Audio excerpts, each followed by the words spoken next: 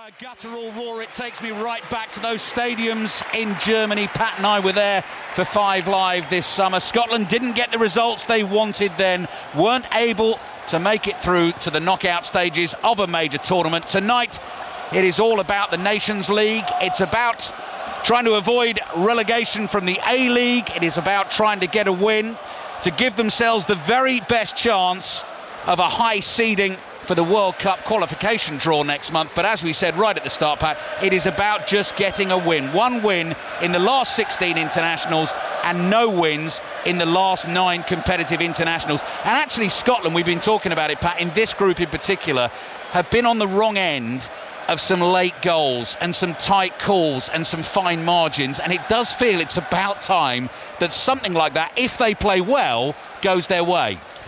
If I'm absolutely honest with you, Scotland, they had that in their favour for a long time under Stevie Clarke. We were getting a lot of late goals, and sort of rousing the fans in the last 5 minutes was helping us. And it goes in phases, and it's not worked for Scotland in these situations in these last number of games. But that gives you a little bit of hope as well. It's not we're miles away, we can't do it, we're incapable of these sort of games against these sort of teams. I think it gives these players hope that, play at your very, very best. And anyone, you're capable of taking anyone very close. But you notice I say very close, I don't say beat them. I mean, it's a big call to beat some of the best teams in the world, but I think it is due. Whether it's tonight or not, we're going to see. Croatia ranked 12th in the world. Start tonight second in this group table. 3 points behind Portugal, the leaders. They're at home to Poland. Poland on 4 points. Scotland on 1 point. Croatia in the white shirts with the distinctive big red checks across the front and back, and Scotland in dark blue with bright yellow trim, yellow numbers or sort of luminous green numbers on the back of the shirts, and big yellowy green slashes of colour across the shorts. They will play from left to right in this first half as we look out at the pitch from our position in the south stand. Scotland and Croatia about to get underway. Let's hear the Hampden Roar goes out, the announcement. There you get it, just about every single seat filled inside the stadium. And Scotland go looking for this first win since they beat Gibraltar 2-0 back in June ahead of the Euros, their only win in their last 16 internationals. The ball bounces on the edge of the Scotland penalty area. That was a long clearance downfield from Dominik Katarski, the Croatian goalkeeper tonight, dressed all in green away to our right, winning only his second cap for his country. The regular goalkeeper, Dominik Livakovic, is suspended. He was sent off in the 3-3 draw away to Poland last month. And Katarski, to this point, has only played a half of football for his nation, came on at half-time in a game against Egypt back in March. So there's an area that Scotland might feel they might be able to exploit. I'll get you through the two team lineups in just a second. Duž Čeleta-Sar and Josip Sutalo are the two Croatian centre-backs. They're passing the ball between themselves inside their own half. The big team news for Scotland is that Tommy Conway gets a first start and John McGinn is on the bench, Pat Nevin. It must have surprised a lot of Scotland supporters, but I'm sure John McGinn will be needed at some point over the next 90 minutes, and indeed the 90 minutes after against the Poles. But Scotland, very interesting. You were talking about the goalkeeper there, Katarski. He's put the ball straight back to him from the kick-off, which is a classic thing to do for a keeper who's maybe not used to it. First kick of the ball in his first start, so he'll get a little bit of relief from that. John Akers is going to keep us in touch tonight with developments in Belfast. Northern Ireland against Belarus in Group C3. Northern Ireland starting the night top of the group, 1 point ahead of Belarus. There's a lone blue balloon which goes bouncing across the Scotland half. Scotland have possession, playing the ball around comfortably here. The centre-back pairing for them tonight is Grant Hanley and Rangers' John Souttar. Souttar puts his foot underneath the ball, floats a pass away to the right-hand side, looking to get Doak away. Doak complains he was fouled by Gvardiol. That is going to be a real test for Ben Doak tonight. Doak up against Gvardiol in the left-back position for Croatia. The Scotland team, Craig Gordon in goal, 41 years old, winning his 78th cap for his country tonight. Anthony Ralston continues at right back. The skipper Andy Robertson's at left back. Souttar and Hanley, the two centre backs. Billy Gilmore and Kenny McLean, the two midfield men. Ben Doak wide on the right, Ryan Christie on the left, and Scott McTominay in support of Tommy Conway through the middle, who is the form man in terms of the strikers available to Steve Clarke in this Scotland squad. Luka Modric's first pass of the night goes astray, bit too much pace on it, away to the right. He was looking for the run of Jakic down that right-hand side. Scotland have taken the throw, they'd lost the ball. McTominay thought he'd won it back. Croatia have it again with Gvardiol just inside his own penalty area. Played to Sutalo. Sutalo's pass is up towards the halfway line. Header is cushioned infield. Scotland win the ball back, and it's back at the feet of Grant Hanley. Pat. Oddly enough, Scotland look a little bit more comfortable on the ball. They're passing it very well early on. Modric actually gave the ball away, and it got a little roar and a little bit of surprise. Oddly enough, it's a strange thing about Scotland fans.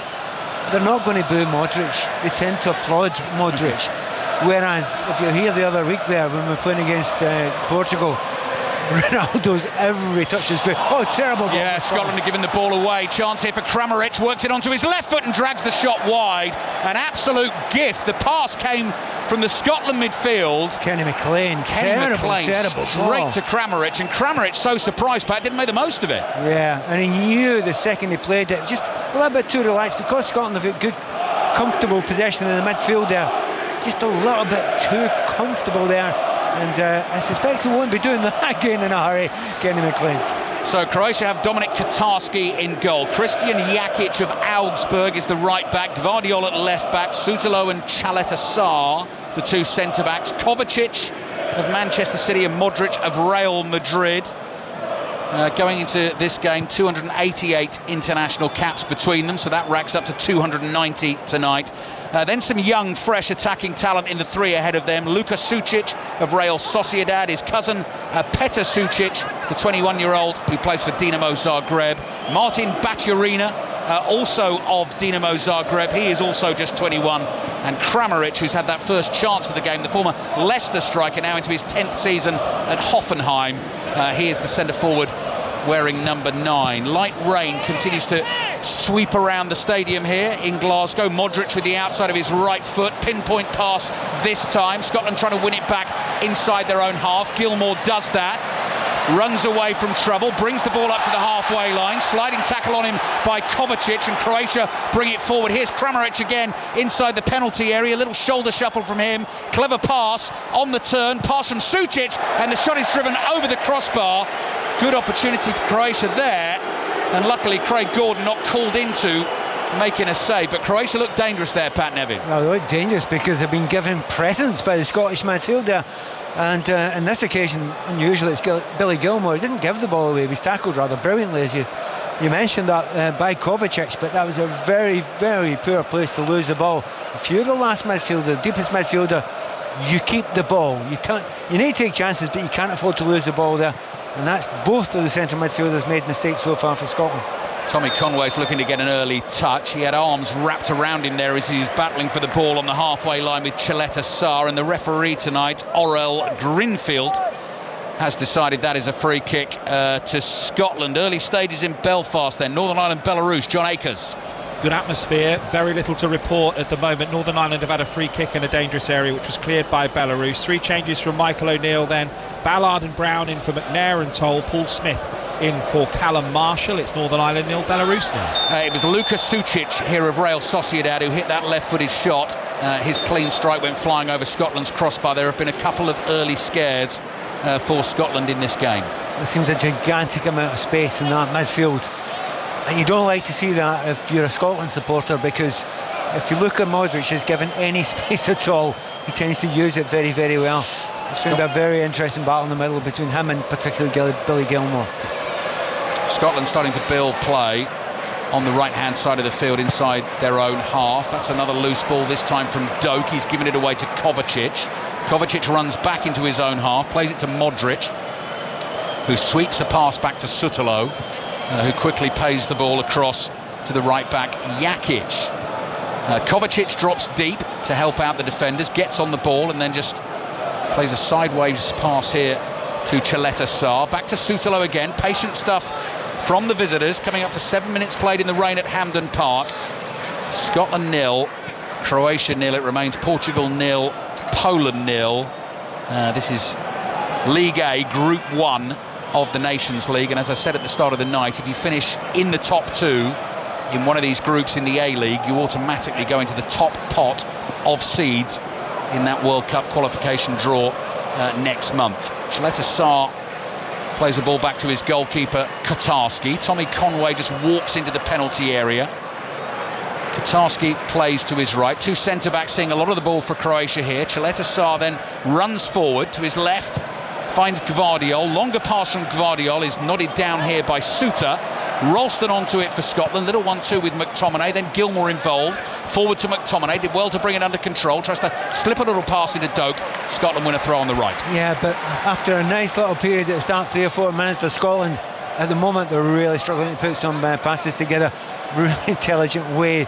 The way the Croats are playing just now, not giving any space and just waiting for those little lapses of concentration in that midfield for Scotland, and they're pouncing on them. Shouldn't forget that in Zagreb last month, Scotland did take an early lead. Ryan Christie scored the goal. Croatia eventually went on to win by 2-1. Shea Adams had a late equaliser ruled out by VAR. No Shea Adams tonight. Tommy Conway starting up front for Scotland. They're excited about this man, the Tartan Army. It's Ben Doak, playing at Middlesbrough on loan from Liverpool, starting his 3rd consecutive international for Scotland. McTominay's tackled, and now suddenly Croatia on the counter-attack. Kovacic comes speeding forward. Scotland look for an offside flag. They're not going to get it. Kramaric onto the ball. Right-footed shot deflected, and Gordon gets a toe on it, and it just goes wide of his right-hand post and behind for a corner to Croatia. The most crucial of touches from the goalkeeper. Yeah, he'd actually left a little bit too much space there at his near post, so those long telescopic legs came out, the right leg, and it just got out and no more. Managed to flick it round the post. In the end, it is a brilliant, if unorthodox, save. However, Scotland look incredibly open in that midfield, frighteningly so. Not even played 10 minutes. They try and work a short corner, Croatia. Scotland have read that, and Andy Robertson made a crunching tackle to win the ball. Doak has it. Powerful pass from him back to Gordon. One touch from Gordon inside his own penalty area. Under a little bit of pressure, just scoops it away with his left foot and straight out for a throw into Croatia. Kramaric has had 3 good sights of goal in the first 10 minutes of this game. And they've not had to do anything special. That's the worrying thing. So if it's a great piece of play, real skill, brilliant movement, it's actually not that. Just too much space in that Scottish midfield, and pressing up pretty high from that back line, but not seeming to have the pace to get back. So I can see Stevie Clark, and he looks very, very uptight in that technical area just now. Yeah, the Scotland manager is agitated, if you can be agitated with your hands clasped behind your back, but his body language tells you everything, and he's come out to try and make an impact on his team here. The ball is with Croatia inside their own half. They look untroubled as Cheleta Sarr plays back to Kotarski. Kotarski making his first start for his country between the sticks, plays his club football for PAOK. So very recently was playing at Old Trafford in the Europa League. Ahmad scored twice for Manchester United in their 2-0 win, and tonight in the driving rain at Hampden Park in Glasgow. And it's Scotland 0, Croatia 0. It remains Portugal 0, Poland 0. And of course we've got full commentary of England's final group game against the Republic of Ireland in the Nations League, live from Wembley on Sunday. That is a 5 o'clock kickoff. England go into it knowing a win will guarantee them promotion back to the A-League, which is where Scotland are trying to stay tonight. But a Scotland draw tonight and a Poland win, then Scotland would be relegated from the A-League this evening. So we'll keep an eye on what's going on in the other games tonight. Kotarski plays across here to Sutalo. Sutalo again to Cheleta Sarr, bringing the ball out from the back for Croatia. He's about 10 yards short of the halfway line. Rolls one to Gvardiol. Gvardiol lofts one down the inside left channel. Suter comes across, nods the ball down. Gilmour looks to release the pass down the right for Conway, who will chase, decides not to put the challenge in here on Sutalo. He plays back to his goalkeeper Kotarski, who was calm under pressure there, side puts it away, and Croatia start to play out. Beautifully played away out, and interesting, Sutalo, he had a sprint, his first sprint against Conway, and he must have been wondering, am I quick enough? Yes, with bells on. And if you're a centre forward and you want to take on a centre back for pace, you find out in that first sprint. So I suspect Conway will come a little bit deeper from now on to try and get the ball, because he's getting nowhere near the pace of Sutalo. San Marino 0, Gibraltar 1 in the Nations League tonight. Croatia have been given a free kick, and now one of their players, the game had just restarted there, has gone down and seems to have a problem with their right leg. So we have a slight delay in play. Earlier scoreline in the Nations League today as well. Cyprus beat Lithuania by 2-1. Scotland 0, Croatia 0. 12 minutes played in the first half. Looking forward to watching a bit more of Tommy Conway actually tonight, Pat, and seeing what he can do in that centre forward role for Scotland. You often find that Scotland playing against the top teams, you know, let's see how Shanklin's going to do, or Shea Adams is going to go, and Dykes is going to do. And then you watch for 45 minutes and they've had 3 touches. You know, you could be in the best form in your life, but you better get chances. Yeah. You need your mates to create something for you, and at the moment Conway's been doing nothing else except willfully chasing everything he can. Croatia worked the ball in from the right hand side to the edge of the penalty area. Baturina was involved. Here's Kovacic, keeps it moving, finds Kramaric. Ball now wide on the left with Gvardiol. We've got a camera close up of some noisy Croatian supporters inside the stadium in the red and white check shirts. The ball is back here at the feet of Baturina. Plenty of clubs showing interest in him at the moment. Manchester United being one of those. The 21-year-old who plays his club football for Dinamo Zagreb. Clever feet from Luka Modric in the centre circle. McTominay just caught him with the challenge. Modric was nearly away, gets the free kick. He wanted to keep playing. Free kick is taken short to him. Again, clever skill, beats one man. Receives the ball again on the left, outside of the right foot, looking to feed it into the penalty area. It's loose, and then a diving header from Hanley knocks it behind for a corner to Croatia. It's really worrying the ease in which to get into really dangerous positions. The Croatians, real understanding of each other, good intelligent movement, fantastic third man run there, and of course at the centre of the ball, that man Modric, he just has so much space. Yeah, the outside of the right boot pad, he's used it twice to great effect already in this first half. He scored Rolls Royce. Yeah, absolutely. Here comes the corner into the near post. Not great delivery, headed away. Scotland come herring out of their penalty area to try and put pressure on Modric. You can't really do that, as we've just been discussing. Croatia's captain gets the ball again, dummies across with his right foot, plays it to his left-hand side. Sucic's cross. Luka Sucic, that is. The number 21 is cousin, number 17 is Petar Sucic. There's Luka Sucic, back to Luka Modric. Modric with the high diagonal, away to the right. Header is won by Christie back there doing defending. Knocks it out for a throw. Croatia take that quickly. Players rumbling forward into the penalty area, and Scotland under pressure a little bit in the early stages of this game. Modric directing operations. His ball wide to Gvardiol. Did well to bring that under control. Brilliant skill. Flicks it past the defender. Then he's stopped in his tracks, and it's knocked behind by Ralston for another corner. Some great football. You know, Gvardiol's a very good defender, and he plays left back, left centre back. But see when he's on the wing, he actually plays like a winger. A really, really good one. Not a beautiful piece of skill there. When it looked as if he wasn't going to be able to control it, still got it, beat his man and got a corner out of it. I mean, brilliant play. Denmark 0, Spain 1 early scoreline in the Nations League tonight. Sucic's corner, header is glanced across the face of the Scotland goal. It might even stay in play. That's well kept in play by Sutalo. Croatia now head to the Scotland box, ball into the far post. Chaleta Sarr heads it back across goal. Scotland managed to get this one away. Now bringing the ball out is Billy Gilmore on the run. Modric this time makes the tackle. This is danger for Scotland. Modric with the ball at his feet.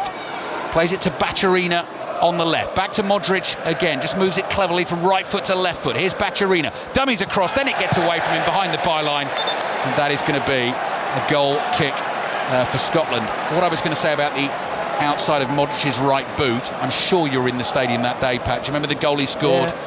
Yes. The pass, was it against Chelsea? Are you talking about that one? No, I'm not actually. No, I'm talking about the goal he scored for Croatia here in the Euros in the final group game, which again was hit. I seem to remember with the outside of that right foot. The Modric pass for Real Madrid. Yes, I know the Chelsea one. Was one of the best passes I've ever seen in my life. Really? Here's Kramaric. Kramaric feeds it to his right-hand side, looking for Sucic again. Modric, 10 yards inside the Scotland half, flicks it to his left to the bushily bearded Gvardiol. Gvardiol plays a little 1-2 with Baturina, the number 16. Gvardiol involved again. Here's Baturina, back to Gvardiol. And the likes of Baturina and the pair of Sucic cousins must be learning so much from playing alongside Modric. Here's Petar Sucic, lets the ball bounce inside the Scotland area. Never made contact with it, trying to get the cross in. It's gone behind for the Scotland goal kick. I think Modric is listening to your commentary there, because that was another little outside of the right foot, chipped ball into an inside forward position. with a bit of backspin on it, and absolutely beautiful. Don't think there's anybody else in this pitch who would have even considered that ball, never mind developing it and putting it in exactly the right position. He is an absolute joy to watch. Now, part of it, we'll not have Modric all night, but I've tried to kick him 2 or 3 times. I mean, a great lesson for any young players. You don't need to roll about and sort of pretend you've been taken out of the game completely. Gets up, gets the ball down, tries to play a free kick quickly. 39 years old, still playing his club football for Real Madrid. Made his debut for the national team 18 years ago. Ben Doak is away for Scotland. A threat from them. Good ball, edge of the box. Good shot as well from McTominay. And Katarski gets down to his left, palms it away, and it goes behind for a Scotland corner. Boy, does Scotland need that. I mean, there's such much pressure. The amount of possession that the Croatian team have had in the last 10 minutes or so, it's as if Scotland weren't playing in the game. They could not get hold of the ball. However, 1-on-1, Ben Doak against top quality player like Guardiola. He does not care, does he, young Doak? He is not frightened or affected by anyone. Doesn't let a kipper, gets a good cross in. That has woken the Scotland fans up. 18 minutes gone. 5 Live and BBC Sounds. Christie with the corner for Scotland. Headed away. It's going to come straight back to Christie. Controls it. Another cross comes straight in. That was good delivery. Header is flicked to the far post. That came off a Croatian defender. It's going to be another corner for Scotland, who suddenly feel like they're in this game. Well, one of the big things for Scotland over the last few years since Steve Clarke took over is they are actually pretty good from these set pieces. The delivery is important. The 2 crosses in there was superb.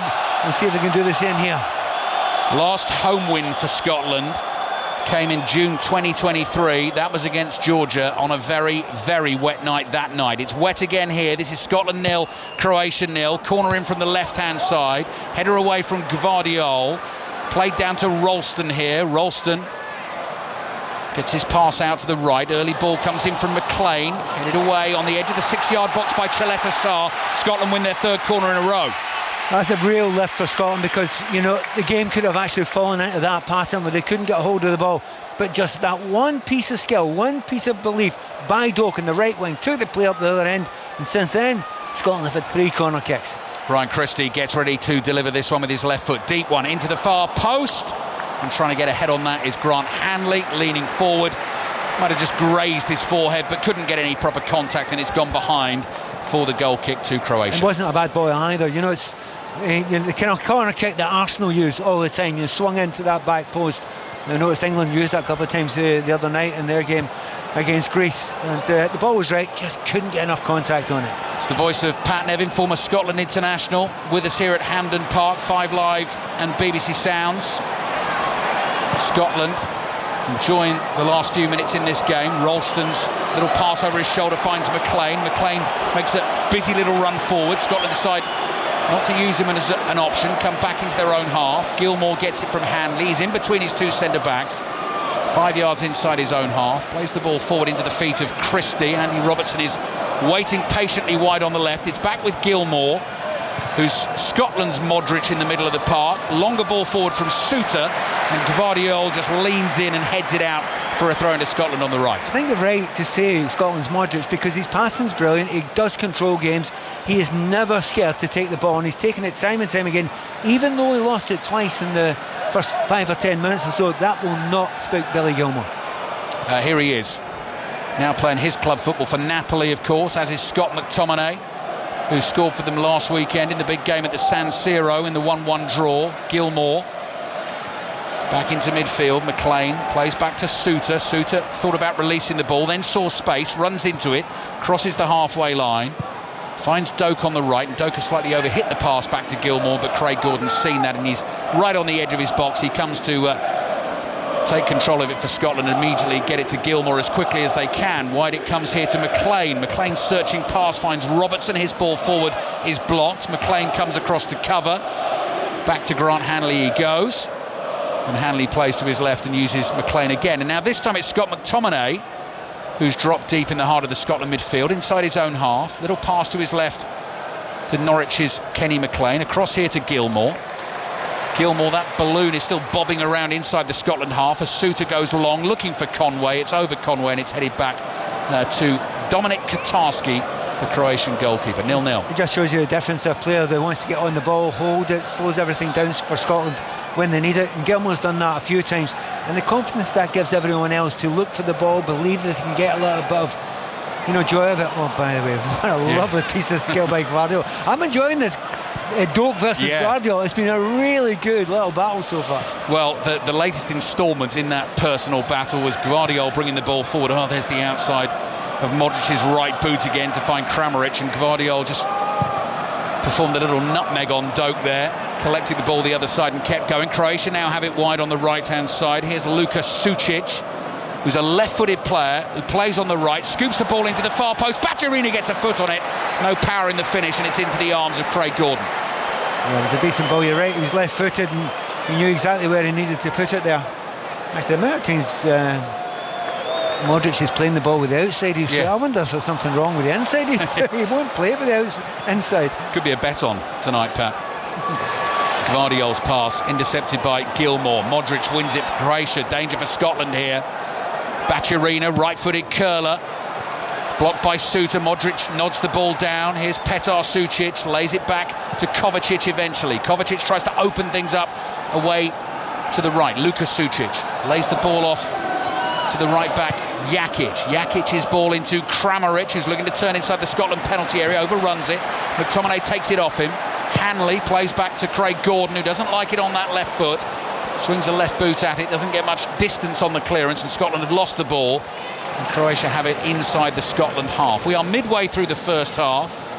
Light rain continues to be blown across Hampden Park tonight. Scotland 0, Croatia 0. It remains Portugal 0, Poland 0 in this group. Bulgaria 1 up away to Luxembourg. Northern Ireland fans will have an eye on that. John Akers keeping across Northern Ireland, Belarus, and Spain 1 up away to Denmark. If Spain win that game, they will win Group A4. They have already qualified as one of the top 2 teams in that group, which means they will be in that top pot of seeds in the World Cup qualification draw next month, which will take place on the 13th of December. Croatia with Kovacic just inside the Scotland half, tracked by Conway, who's barely had a kick tonight.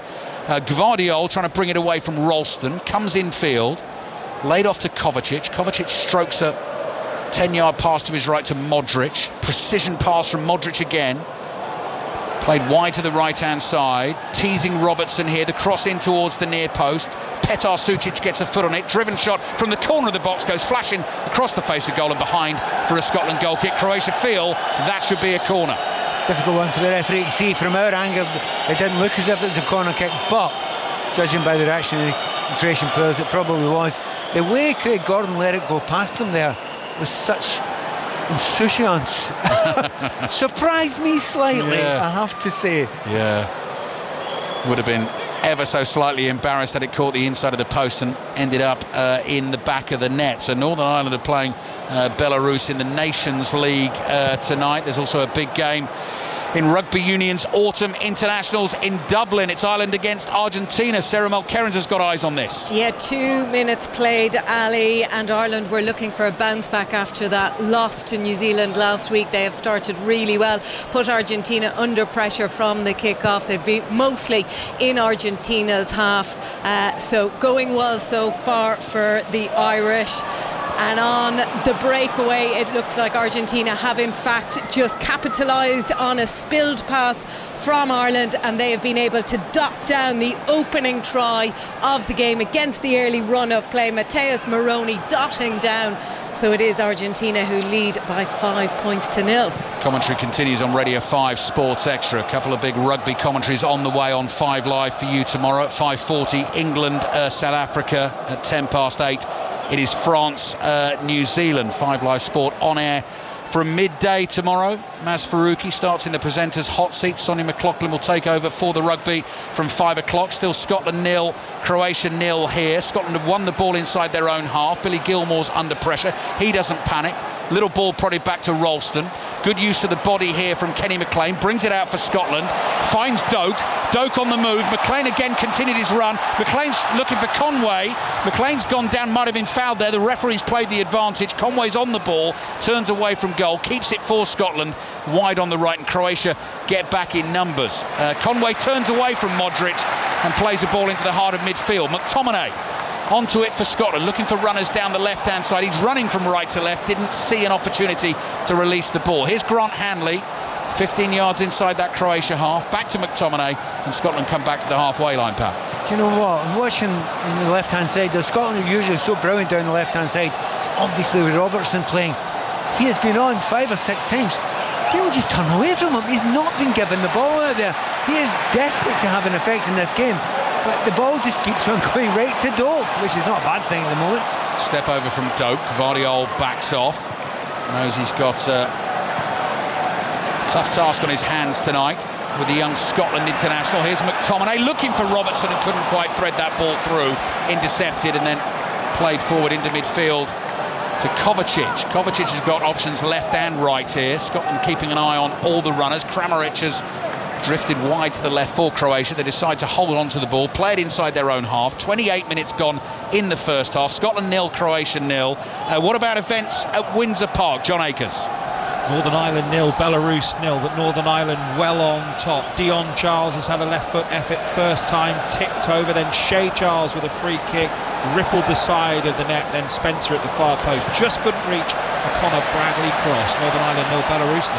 Bulgaria 1 up away to Luxembourg. If they win that game, they'll be on 8 points. Northern Ireland draw, they would be on 8 points. John will correct me if I'm wrong. I think Northern Ireland have the better of the head-to-head between those two nations themselves and Bulgaria. Hanley makes a good tackle, followed the runner. Kramaric knocks the ball out of play for a throw into Croatia. Massive gap in the left back area where Andy Robertson usually is, but he's constantly almost playing like a left winger. That's fine if you're playing wing backs, but he's playing left back tonight.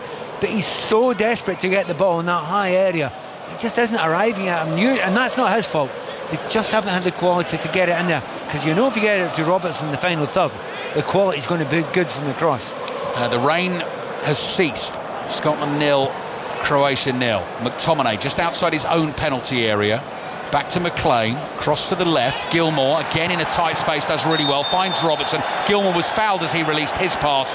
That is going to be a free kick to Scotland. It's also going to be a yellow card for the challenge. First yellow card of the night goes to Petr Sucic of Croatia. So we might have another little look at the challenge and see if that actually warranted the yellow card. But the referee, who's from Israel, Orel Grinfield, felt it was. Yeah, I mean, he seemed completely confused by it himself. To be honest, he never get anywhere near the ball. I think that's quite a cynical challenge. That he's made to look as if he's tackled with his right, but he's came through with his left, and he thinks he's conned the referee, and he hasn't. Orel Grinfield feels like he belongs in Hogwarts in a Harry Potter novel. That name for me is very Potter.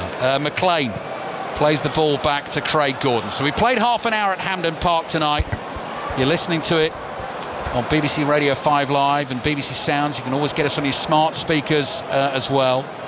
Just say to the smart speaker, play Radio 5 Live. You can get your football commentary tonight and throughout the weekend. Plenty of WSL action over the weekend. Commentary tomorrow, the North London Derby, which kicks off at 1:45 ahead of our two rugby commentaries in the autumn internationals. That Tottenham Arsenal game also available to watch on BBC One. Their coverage starts at 1:15. Scotland pressing Croatia here inside their half. That's Conway doing the chasing from the centre forward role. It's back with the goalkeeper Katarski. He's got plenty on that away to the right, and it's gone over the head of the right back Jakic, and the pressing works because Scotland win the throw. Yeah, I mean, I thought they weren't going to be able to do anything there because it was too stretched. They weren't out close enough, and the quality they've got in the defenders, they can usually pass through that. However, the goalkeeper can't. Yeah. So that's what to do. Put a little bit of pressure on the goalkeeper, get the ball back. Scott McTominay. Diagonal ball with his right foot. Doak chests it down. Vardiol senses an opportunity to win it. Doak's too quick for him. Back heel, turns away from the Manchester City man, runs to the corner of the box, lays it off to Ralston. Ralston gets the cross in. McTominay jumps, gets a header on it. Straight up in the air it goes. McLean drives a shot from the edge of the box. Couldn't keep it down. Way over the bar and behind for a goal kick to Croatia. I mean, a lot of people did ask the question before the game. You know, McGinn left out, Doak playing. But you can see why, can't you? The player that is travelling with the ball at pace for Scotland and asking questions is Doak. Above anybody else in the team just now, he's the youngest player out there by a distance for Scotland. But he's one of those players that Stevie Clarke won't be worried about him because, yes, he's quick. Yes, he's got skill. shyness is not a problem either. It's definitely not a problem. He doesn't care. 19, Pat. What age did you make your debut on the wing for Scotland? Oh, for Scotland, long after that. Certainly in the days that I was playing with people like Gordon Strachan and David Cooper in front of us. It was hard. So I'd been 22, 23. Croatia have knocked the ball straight out of play. Steve Clarke, the Scotland manager, controls it to give it to Anthony Ralston. Scotland get the throw. But Ben Doak has been a bright spark again for Scotland tonight. 19 years old, playing this season for Middlesbrough. 1 goal in 10 championship appearances so far, on loan from Liverpool. And again, at the moment, as Scotland build inside their own half, Gvardiol is keeping a very careful eye on Doak. Suter plays back to Gordon. The rain's back, by the way. Just so don't worry too much about it. I'm sure Roddy Forsyth will be listening. Oh, now Scotland are giving the ball away. Chance here for Croatia, trying to work something inside the penalty area. Half cleared only as far as Kovacic. Comes to Baturina. Baturina on his right foot. Back to the edge of the penalty area. Laid back to Kovacic again. Croatia trying to open Scotland up here. Scotland have plenty of bodies back doing the defending. Suddenly Modric pops up on the right-hand side. Low driven cross from him is blocked at the first attempt by Andy Robinson and goes behind for a corner. I'll be honest with you. Every time the ball goes about 20 yards out, there's a gap. Falls to just about any Croatian player.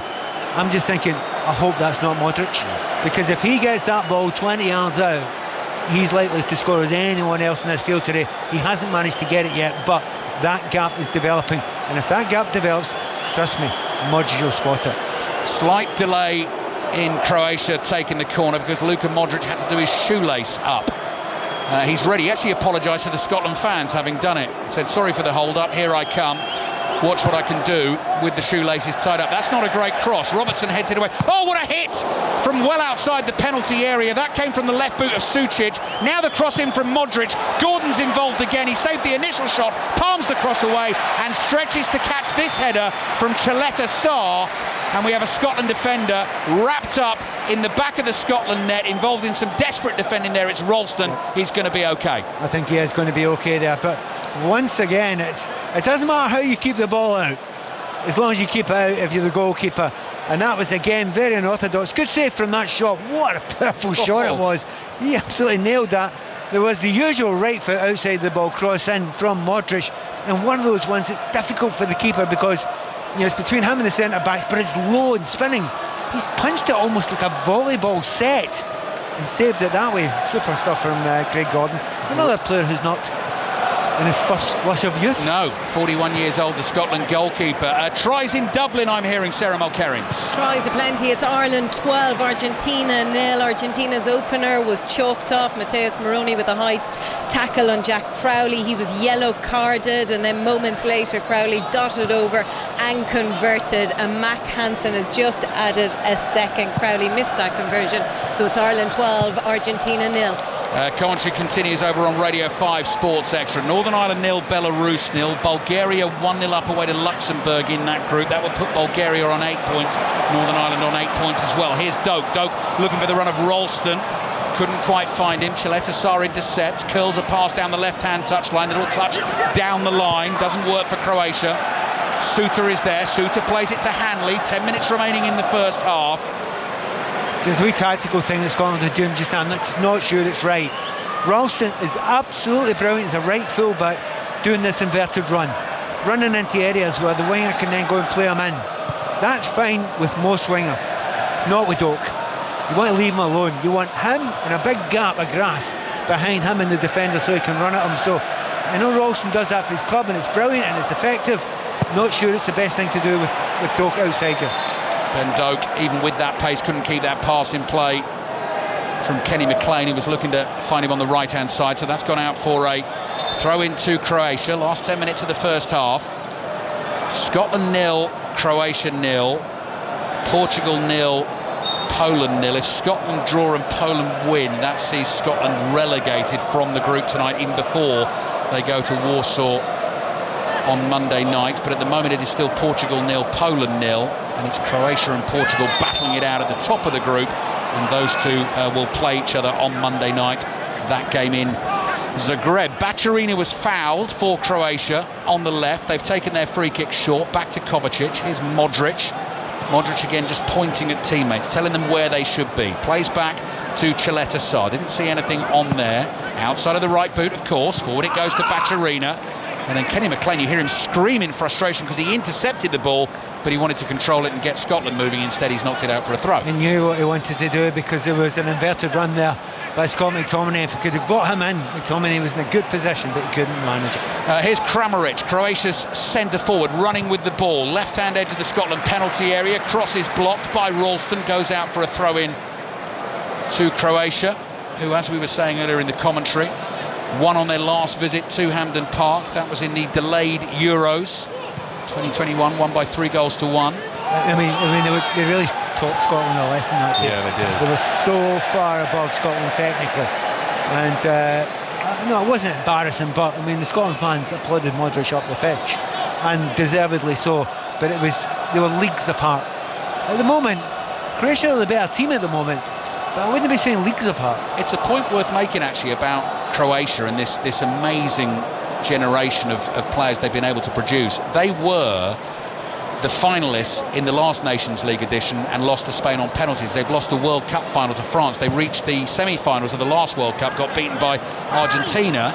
Even though the Nations League is not a major competition, Pat, Croatian players would love to finish their, the likes of Modric and Kovacic, etc., with a trophy. They would do. I mean, I think even Modric should be looking to a World Cup as much as that, if maybe even more than that. But you're right. Not only would they want to, but they would expect to, because that's what they've done over the years. And it's that classic one. Everyone always says, well, why aren't Scotland as good as them? They've got less people.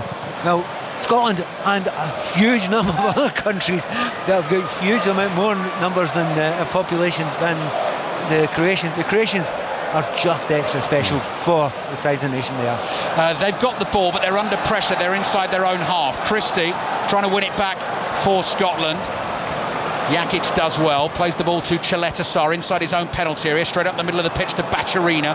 Baturina looking to get Sucic away down the right-hand side. Robertson's with him, but Robertson backs off. Sucic strokes the pass into Kramaric, inside the Scotland penalty area again, onto that right foot, works it back onto the left foot, dummies the shot, on the left again. Scotland with bodies in the way, back it comes, complete miscue on the strike there, and Scotland are able to clear. They get the ball up to Tommy Conway. He's not got too much support. He passes back to the edge of his own box, and here's Robertson, who in turn goes back to Gordon, and Gordon clears first time with his right foot. Ryan Christie was waiting to try and bring the ball down. Chaleta Sar, over-eager, comes thundering through the back of him to win the header, concede the foul, and actually pick up a yellow card for Croatia. Just one of those ones where he'll say, well, the forward really never made an attempt, or it bent over slightly, but he was coming at such a rate of knots that he wasn't in control there. I think the referee's right to give him a yellow card for that one. Most centre backs would disagree with you, but see, when you're in the end of those ones, they're not pleasant. Talking about the way this Nations League is working this season, Croatia being in the final last time, so this time there are going to be quarter-finals in March. So the top two teams in each of the groups in the A-League will go through to two-legged quarter-finals in March, and then whoever comes through those will be the four teams that go through to the Nations League finals in June. And you've also got the fact that if you finish third in League A, you'll face a promotion relegation playoff against a team that finishes second in League B. So there's plenty still to go on, Pat. Now talk us through how the Champions League works, and when you're finished with that, tell us how the World Club Championship works. Right? Not time. Gvardiol heads the ball away. 4 minutes remaining in the first half. Scotland had given it away. Ralston's pass was deflected, but luckily into the path of Gilmour. Ralston back now to Suter. Scotland calmly playing the ball across the face of their own penalty area to Hanley. Hanley with his right foot gives it back to Suter. Suter under a bit of pressure, kills a longer pass up the right. Doak brings it under control immediately as Gvardiol breathing down his neck. Gvardiol gives him a nudge. Felt he won the ball fairly. Decision goes against him. That's going to be a free kick for Scotland, and Ralston is going to take that quickly. Gives it to Gilmour. Gilmour comes trotting jauntily with the ball at his feet up towards the halfway line. Gives it to Kenny McLean. McLean onto Robertson on the left-hand side. McLean continues his run, but that pass is intercepted by Sutalo. Sutalo clears with his right foot. Little flick header from Petar Sucic, only as far as Hanley, and Hanley is able to play the ball across to Suter. Let's get an update from the Billie Jean King Cup. Emma Raducanu with a win for Great Britain against Germany. The ball forward here to Tommy Conway. Conway goes down on the edge of the box. That was shoulder to shoulder, says the ref, and in fact the offside flag goes up, so it wouldn't have mattered. Croatia are going to get a free kick. So Great Britain 1-0 up against Germany. How's Katie Bolter getting on in Malaga? Russell Fuller. Well, she lost the first game. She had a serve broken by Laura Ziegmund, but she's won the next 6, and the set lasted just 27 minutes. So 6-1 Bolter. Britain 1 set away from the quarterfinals of the Billie Jean King Cup. Okay, thank you, Russell. Back to you for updates throughout the evening. Gvardiol with his right foot plays it forward. Suter was trodden on there by Petar Sucic. Oh, wow. That's a second yellow. That's a red card. Croatia down to 10 men. Clumsy from Sucic, certainly not intentional. Went to win the ball, caught Suter. His first yellow card was for the challenge on Gilmour early in the game. Croatia feel that the referee has been giving the yellow cards out too freely, and that one has particularly cost them, because Sucic is off and Scotland will play the rest of this game against 10 men. Do you know what? Do you know when the first one I said he thought he was being clever and it was his trailing foot that hit? And I said, no, he deserves that. He thinks he's been clever. I think this might be similar. I think he knows what he's doing. He's leaving a little bit in there, trying to be a little bit cute, a little bit clever. I mean, it's quite harsh. But don't do it when you're on a yellow card. Don't take a chance like that. Luka Modric, the Croatian captain, is leading the protest. Can I have another look at the challenge again? Well, you're right. He's left the foot in, and by dangling it, there's not masses of contact on Suter, but it's not the foot that's the problem.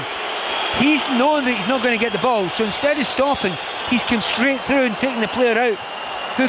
He's coming from behind him. He can't get himself in any way out of that, so he's going to take a full hit. But I always look at it from the position of the player who's taking the hit. That feels really sneaky, that. He's giving you a really hard hit, thinking it's a free one. It's not. Well, 2 sneaky ones from Petar Sucic. I mean, he's had to drag himself from the field. He's only leaving the pitch now. Zlatko Dalic, the manager, comes over to commiserate. He buries his face in his red and white Croatian top. But talking about, at the start of the game, those sort of things not going Scotland's way in this Nations League group, that one has gone their way tonight. Absolutely. Now, I'll be absolutely honest with you, there's a lot of referees that wouldn't have given that sending off for that, but he has, and they need to deal with it now. Doak, edge of the Croatian penalty area, closing minutes of the first half. Cross in there from Gilmour, headed away, nodded back into the Croatian penalty area. The offside flag is up as Gilmour gets onto the ball. We're going to have 2 minutes of added time at the end of the first half. Croatia a man down though. Petar Sucic sent off. Half time at Windsor Park. John Akers. Northern Ireland 0, Belarus 0, but Northern Ireland well on top. Dion Charles, Shay Charles, Spencer have all gone close in the first half. Belarus really haven't got out of their own half. Northern Ireland 0, Belarus 0. John, am I right in saying about the head-to-head against Bulgaria that Northern Ireland's is better, or have I made that up? He'll come back to you in that. Good quiz. Oh, is right. one of your quiz Sorry, questions? John. No, it's not a quiz question. No, it's not. I'll have a look at half-time. I'm just thinking if Bulgaria win tonight, they're 1 up away to Luxembourg, and Northern Ireland draw, they're both on 8 points. I'll check it, John, and I'm sorry to lob it at you. Bulgaria beat Northern Ireland in the return game in September, in the away game. In the away game, but what about... Have they played each other twice in the group? That's the question I'm asking. No, don't worry. We'll sort it at half-time. We'll sort it at half-time. We've got a minute left at Hampden Park. I do apologise, John. That was very unfair of me. By the way, this has just got very interesting, hasn't it? Incredibly interesting here. Because, they have controlled most of the possession. Not all of it, but most of the possession, the Croatian team. They're going to find that much, much harder. And you just wonder what changes they'll make for the second half, and will Scotland do so too? Croatia free kick, that's good delivery into the Scotland penalty area, and that is going to go behind for a goal kick. I cannot believe that's a goal kick. That certainly, I thought, came off a Scotland player. Croatia, having seen a man sent off, furious that decision has gone against them. And by the way, I can confirm, it's on the screen in front of me, Bulgaria beat Northern Ireland by 1-0 in their home game. Northern Ireland beat them 5-0 in their home game, so they very much have the better of the head-to-head. Scotland attacking against 10-man Croatia late in the first half at Hampden Park, and Modric doing a brilliant defensive job for his team, chases Ryan Christie, harries him all the way down that left wing, and the referee blows the half-time whistle, and Modric wants to keep it going. So he, Pat Nevin, is very fired up. Croatia started the game well. Scotland looked very open in the first 10 minutes or so. They've come back into it, and now in terms of trying to get this first win in 10 competitive internationals, they're up against 10 men. Right, first of all, for all Croatian listeners out there, look, they've been the better side. Passed the ball wonderfully and should have actually made more capital than they actually did. They've made nothing out of it. They've got a few shots in target. Modric has been brilliant. However, they now find themselves slightly behind the 8 ball. Stupid sending off from me. The referee hasn't been kind to them. I mean, it's a harsh sending off of the two yellow cards there, but by the book, they probably should have been 2 yellow cards, but it's kind of harsh on them. On the other hand, there's been a couple of decisions the referee made that have been absolutely strange against the Croats. However, Scotland, they've kept themselves in it, and at the moment, they're looking as confident as anyone else. And the least confident people in this ground just now are the officials. Yes, well, Croatia's feelings about the red card writ clear at half-time. Luka Modric had already made his complaints. He's the last player to leave the field, but Zlatko Dalic, the Croatian manager, went marching towards the officials. He stopped about 20 yards short. One of the Croatian coaches has now been booked because he's gone to have a word with the referee as he marches off with the match ball. But you could see Dalic, Ailey, with his arms, sort of referencing the 2 challenges that Sucic made and basically saying, how on earth can both of those be yellows and add up to a red card? But that's what the referees decided, and that's why at half-time, Croatia down to 10 men, but it is goalless. Scotland 0, Croatia 0. Yeah, the referee's certainly not interested in having a conversation there. He's making sure that Dalic doesn't come anywhere near him. I think they're still having a conversation out on the pitch, albeit the referee's not keen on it. But Pat, listen, it's a huge talking point in the game. Scotland will hope that it's a turning point in the game because they have been second best today so far. Yeah, they have been second best, but that's happened before with Scotland against Poland in the recent game here. Scotland was second best for the first half by a long way, 2 goals down. However, they adapted it slightly. Tactical changes made by Stevie Clarke and then personnel changes, and they were the better team in the second half in that game. Now they've got the extra help of getting possibility of bringing maybe McGinn on in the second half, but also on top of that playing against 10 men. A team that are fuming at the moment, which may actually well work in Scotland's favour. So, you know, Scotland have had to put up with bad luck. That's the deal you get sometimes in football. When you get a little bit of good luck, you've got to use it. Scotland have had that 45 minutes to make good on it. Absolutely. Well, elsewhere in this Nations League Group 1, it is still goalless between Portugal and Poland. So as things stand, Portugal still lead the group by 3 points from Croatia, and Scotland are still remaining in 4th place. Will that all change in this second half tonight? Thanks, Ali and Pat. We'll be back with you for the second half commentary shortly. But for just now, let's get all the news with Fraser Dainton. The voice of the UK. This is BBC Radio 5 Live. Thank you. Good evening. 4 teenagers and a man have been found guilty of murdering 2 boys in Bristol who were attacked in a case of mistaken identity. Mason Rist, who was 15, and 16-year-old Max Dixon were stabbed with knives and machetes in January. Their attackers were looking for revenge after bricks were thrown at a house earlier in the evening, but the 2 friends had nothing to do with the incident. Our correspondent Phil Mackey was at Bristol Crown Court. As those verdicts were read out, the family members of both Max and Mason were sitting in the public gallery, hugging one another and in tears. And afterwards we heard statements from them where they thanked the police for what's happened, but reminded everybody that despite getting a victory today, getting the guilty verdicts, they won't get the children who were killed back, and that will affect them forever. The Chancellor, Rachel Reeves, has insisted she's taking a series of steps to improve economic growth after figures showed output rose by less than expected in 3 months to September. She said she wasn't satisfied with the growth of 0.1%. The Conservatives said Labour had talked the economy down and called the figures disappointing. The head of one of America's biggest public health organisations has said the nomination of Robert F. Kennedy Jr. as the next health secretary is the wrong choice. Mr. Kennedy is a prominent vaccine skeptic who has also supported conspiracy theories. The head of the American Public Health Association said he had no health training and lacked the skills for the job. Donald Trump said Robert Kennedy would make America healthy again. 3 Metropolitan Police officers have been found guilty of gross misconduct for accessing files relating to the case of Sarah Everard, who was murdered in 2021 by a serving officer. A tribunal found there was no proper policing purpose for them seeing those files. One officer was sacked, another was given a final written warning, a third had already left the force. And the Met Office has issued snow and ice warnings as much colder weather arrives across the UK from Sunday. Frost and plunging temperatures will be widespread, with heavy snow forecast for higher ground in southern Scotland and northern England.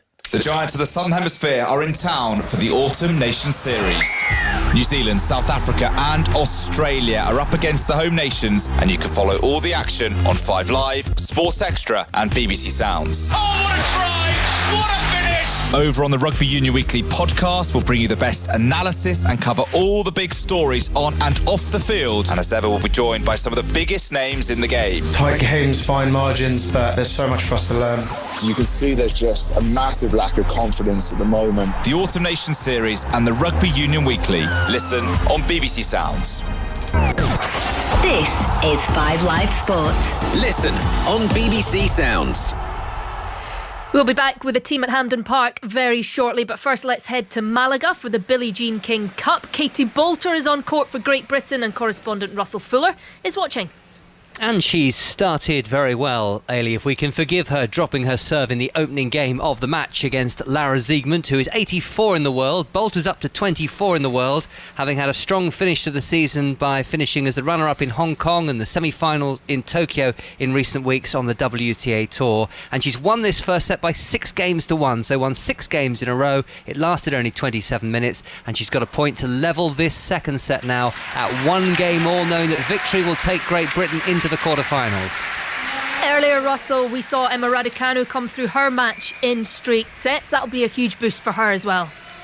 Yes, she has every reason to be pleased with her return to competitive tennis, having not played since a foot injury sustained in Seoul in September. She won 6-4, 6-4 against Yulia Niemeyer, who's just inside the top 100. Generally served very well. There was a flurry of late double faults, perhaps a few nerves on display as she tries to close out the match, and needed 6 match points in the end. But very good start on her comeback for Raducanu, and that's why the Britain captain Anne Kyothevong will now be hoping that Katie Bolter can get this second match won, and there'll be no need to play the doubles. Great Britain against Canada will be set in the quarterfinals on Sunday.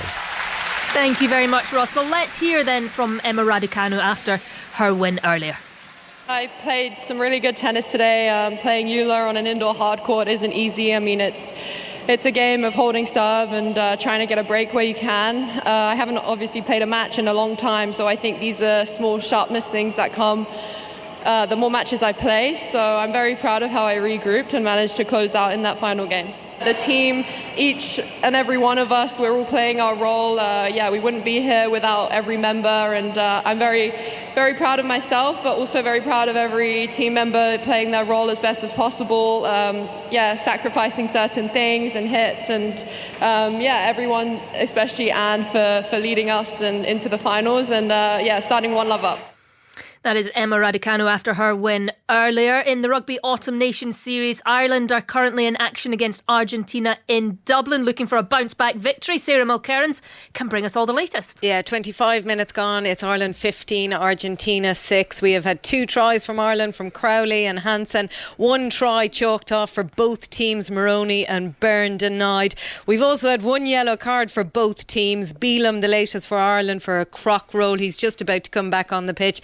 2 penalties for Argentina, 1 drop goal from Jack Crowley, who after being subpar last week does look much better. Argentina have an opportunity here to kick another penalty. That would take it 15 points to 9. I'll let you know if they do it momentarily. Looks good. So that is going to be 15 points to 9. Ireland lead Argentina in Dublin. Thank you, Sarah. Tomorrow afternoon on 5 Live Sport and BBC Sounds, there will be commentary of England against the back-to-back world champion Springboks. Kickoff is at 5:40, with England still looking for their first victory of these autumn internationals. Fullback Freddie Stewart has been recalled at fullback. Here he is. I only got the nod in the week, quite late on in the week. I think you never expect to be in the team. It's something you have to work hard for, and I've obviously not been in the team the last couple of months.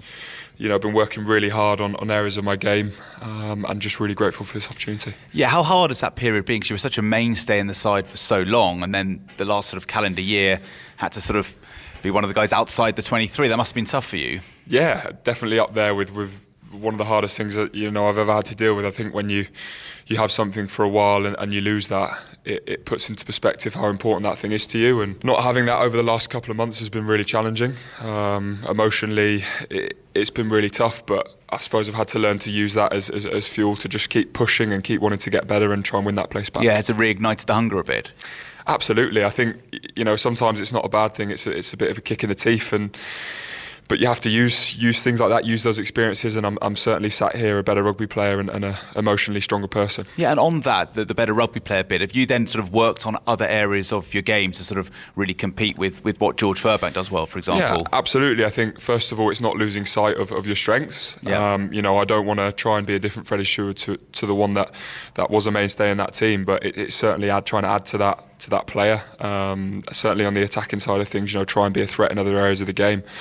So that's been the challenge. What's been the message from Steve this week? What does he particularly want from you? To get in this game, tackle it head on, get in the air, create lots of contests, and just enjoy it, I think is the main message. Enjoy being back out there. I've missed Test rugby, I've missed the pressure, I've missed the nerves, everything about it. So I'm just so excited to be back out there.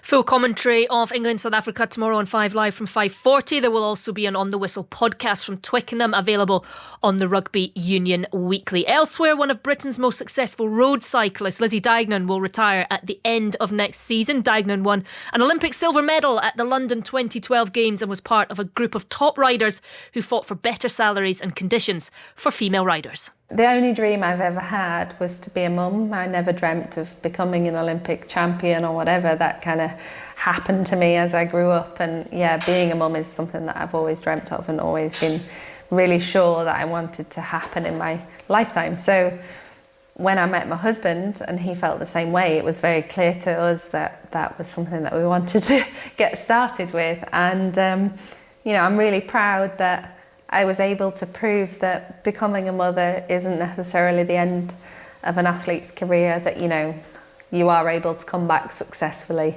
and strong, as strong as I've ever been after having children. So it's not something I initially set out to prove that point, but I'm really proud of the fact that we've achieved that. Everything felt right, so to speak, in terms of coming back to the bike and the performance levels and the team responding with saying, well, look, your data and everything else is in the right place. You don't feel like there was any kind of compromise that you've made. No, I was extremely fortunate that when I was pregnant and without a team, Trek came on board and started up a women's team, and they negotiated my contract with me as one of the best riders in the world. They respected the palmares that I had. There was no suggestion of getting a good deal because I was on maternity leave. There was an absolute mutual respect from the very beginning, and because of that, I felt very safe and secure in my return. There was no rush. And yeah, I felt incredibly supported. So, it's down to them really. And since then, our contracts have maternity clauses in, which they never had before I was pregnant.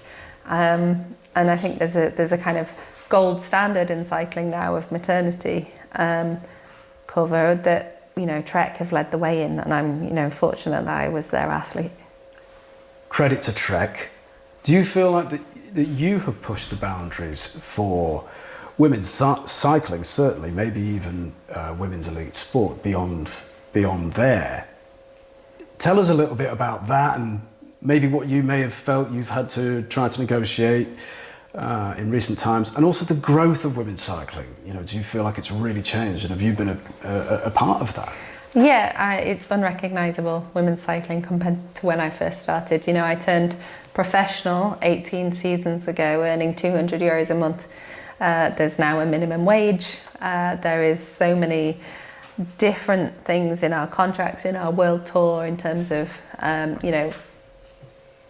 races organisers need a certain amount of TV coverage, media coverage, minimum safety guidelines, all these things that we never had in the sport. And I feel like our sport, cycling, is, you know, at the forefront of equality, and that we're not there yet, but I think in terms of other sports we're doing a good job. And yeah, I'm really pleased that I've been a part of that, and doing things like having children in the middle of my career, at the height of my career, I think contribute to the fact that women are taking seriously in the sport.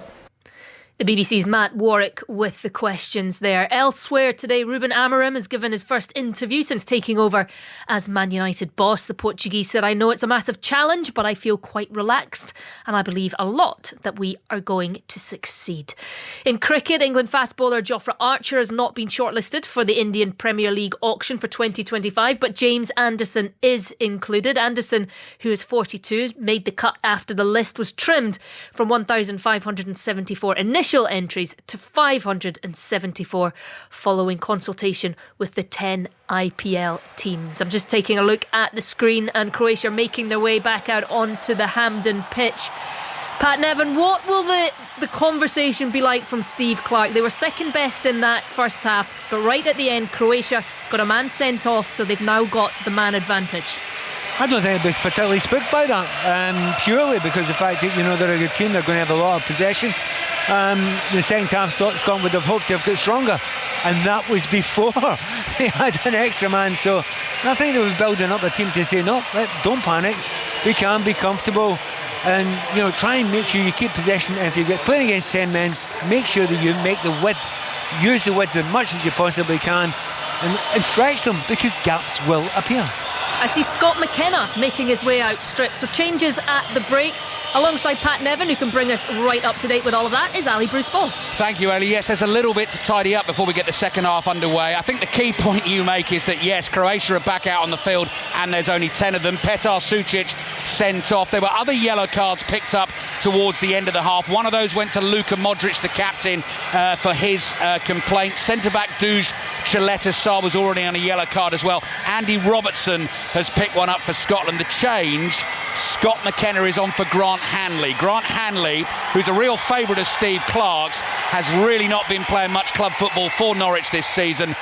Scott McKenna, who now plays his club football over in Spain for Las Palmas, he comes in and he will play alongside John Suter for this second half. McKenna, who started the first two Nations League games in this group. Second half is underway. I think the reason we were actually delayed with the restart of the second half there, and suddenly the heavens open and the rain comes pouring down again, is they forgot the match ball. It's out there now because Scott McTominay is passing it forward for Tommy Conway. Chaleta-Sar is there and clears with his left foot. I think we're just about up to speed and up to date at the start of the second half, apart from the fact I forgot to start my stopwatch, which I've done now. But I'm now behind. You were going to wind them about forgetting the ball. Wind them up about forgetting the ball. Exactly. Hoist by my own petard. Right, goal at Windsor Park, John Akers. And it's for Northern Ireland. 5 minutes into the second half, a corner from the left, swung in, bounced, Belarus didn't deal with it, and Dan Ballard stooped and headed in. Northern Ireland 1, Belarus 0. Well, that's good, John. That means we don't have to worry about head-to-head records for now. If Northern Ireland win, they go to 10 points. Bulgaria 1 up away to Luxembourg. That'll put them on 8 points. Scotland have started the second half well. They've won themselves a corner, cross swung in from the right-hand side. There's been another try in Dublin as well. We'll go to Sarah Mulkerrin shortly. Let's see what Scotland can do with the attacking set piece. Here it comes in from the right. Delivery with the left foot, and the header is glanced wide of the far post and behind for a goal kick. So who scored the try in Dublin? Sarah? It was Ireland. It's Ireland 22, Argentina 9. Sustained pressure on the Argentina line. Eventually broke through with a clever run from Robbie Henshaw. Joe McCarthy, the man to touch it down. It's Ireland 22, Argentina 9. Commentary continues on Radio 5 Sports Extra of that one. Croatia take their goal kick. Dominic Katarski of PAOK is Croatia's goalkeeper tonight, making his first start for his country, having only previously played 45 minutes of football in a March friendly against Egypt. The ball has made its way downfield and ends up in the arms of Craig Gordon. Craig Gordon bowls it out with his right arm away to Anthony Ralston. We were talking in the first half about the incredible rain that fell June 2023 when Scotland got that last home win against Georgia. Of course, Roddy Forsyth was with us that night, as you were saying, in the first half as well, Pat. Roddy has been in touch with all the team, as he always does, ahead of a Scotland game, wishing us luck and saying have good fun. And he also told us that night about the river that runs under Hampden Park. This is good work with Roddy, because I will use that every time it rains here. Amazing story. Brilliant stuff that we used to get from Roddy. Lovely to hear from him ahead of the game tonight, and we wish he was here with us watching. 2 minutes in to the second half. Scotland 0, Croatia 0. Great opportunity for Scotland here to try and get a first win in the group. They're up against 10 men. We know that often can make things tricky, depending on how well Croatia go about their business with 10 men. Tactically very astute. You saw Luka Modric chasing incredibly hard at the end of the first half, very fired up by what he felt was an unjust red card. Andy Robertson in on the left-hand side, low cross is blocked at the near post by Sutalo. Ball spins up in the air, it's still in play. Little flicked header from Christie to Robertson. Robertson nods it back here to Gilmour, and Gilmour passes back towards the halfway line. Here's the substitute, Scott McKenna. McKenna's pass into the feet of McTominay. Croatia's midfielders stand off him. Tall midfielder in his pink boots lays the pass off to Suter. Suter goes wide to the right. That's Gilmour out there playing little 1-2s with Ralston. It's Doak, in fact, who plays the 1-2 with Ralston, and then Ralston feeds the ball back into the middle of the park to McKenna. McKenna's low pass finds Christie. Christie to Robertson. Robertson's in the inside left channel. Christie spots the run here of Conway. Not quite enough pace on the pass to get past Sutalo. Sutalo intercepts and clears with his right foot down the right-hand touchline. Bit of intensity about Scotland at the start of the second half, Pat. It's a lovely feeling if you know you've got an extra man, but you can hold the ball well. And that's why the likes of Gilmour are so important now. Hold the ball, get the opponents chasing and chasing and chasing. They will tire. They have got so much ground to cover. And you can see the lift that it's given every single Scottish player. Also very noticeable, start of the second half, there are gaps behind both full-backs. They're not used to playing 4 at the back, they're used to playing 3 at the back. And you can see a couple of bad decisions, not a direct line along that back line. So I think Scotland, if they play it right, they will get chances. Scotland trying to intercept from the Croatian throw. Kramaric under pressure inside his own half. Croatia keep the ball though. Back to Kovacic. Neat pass forward from him. Right back Jakic in loads of space as he goes racing into the penalty area, but Croatia attacking down the left-hand side. Scotland with defending to do. Little layoff back to the edge of the penalty area, looking to get the shot away. It's going to be Modric who hits it wide of the target. Good few yards wide, and then the offside flag eventually goes up. So the assistant referee was waiting to see if that might develop into a goal. It didn't.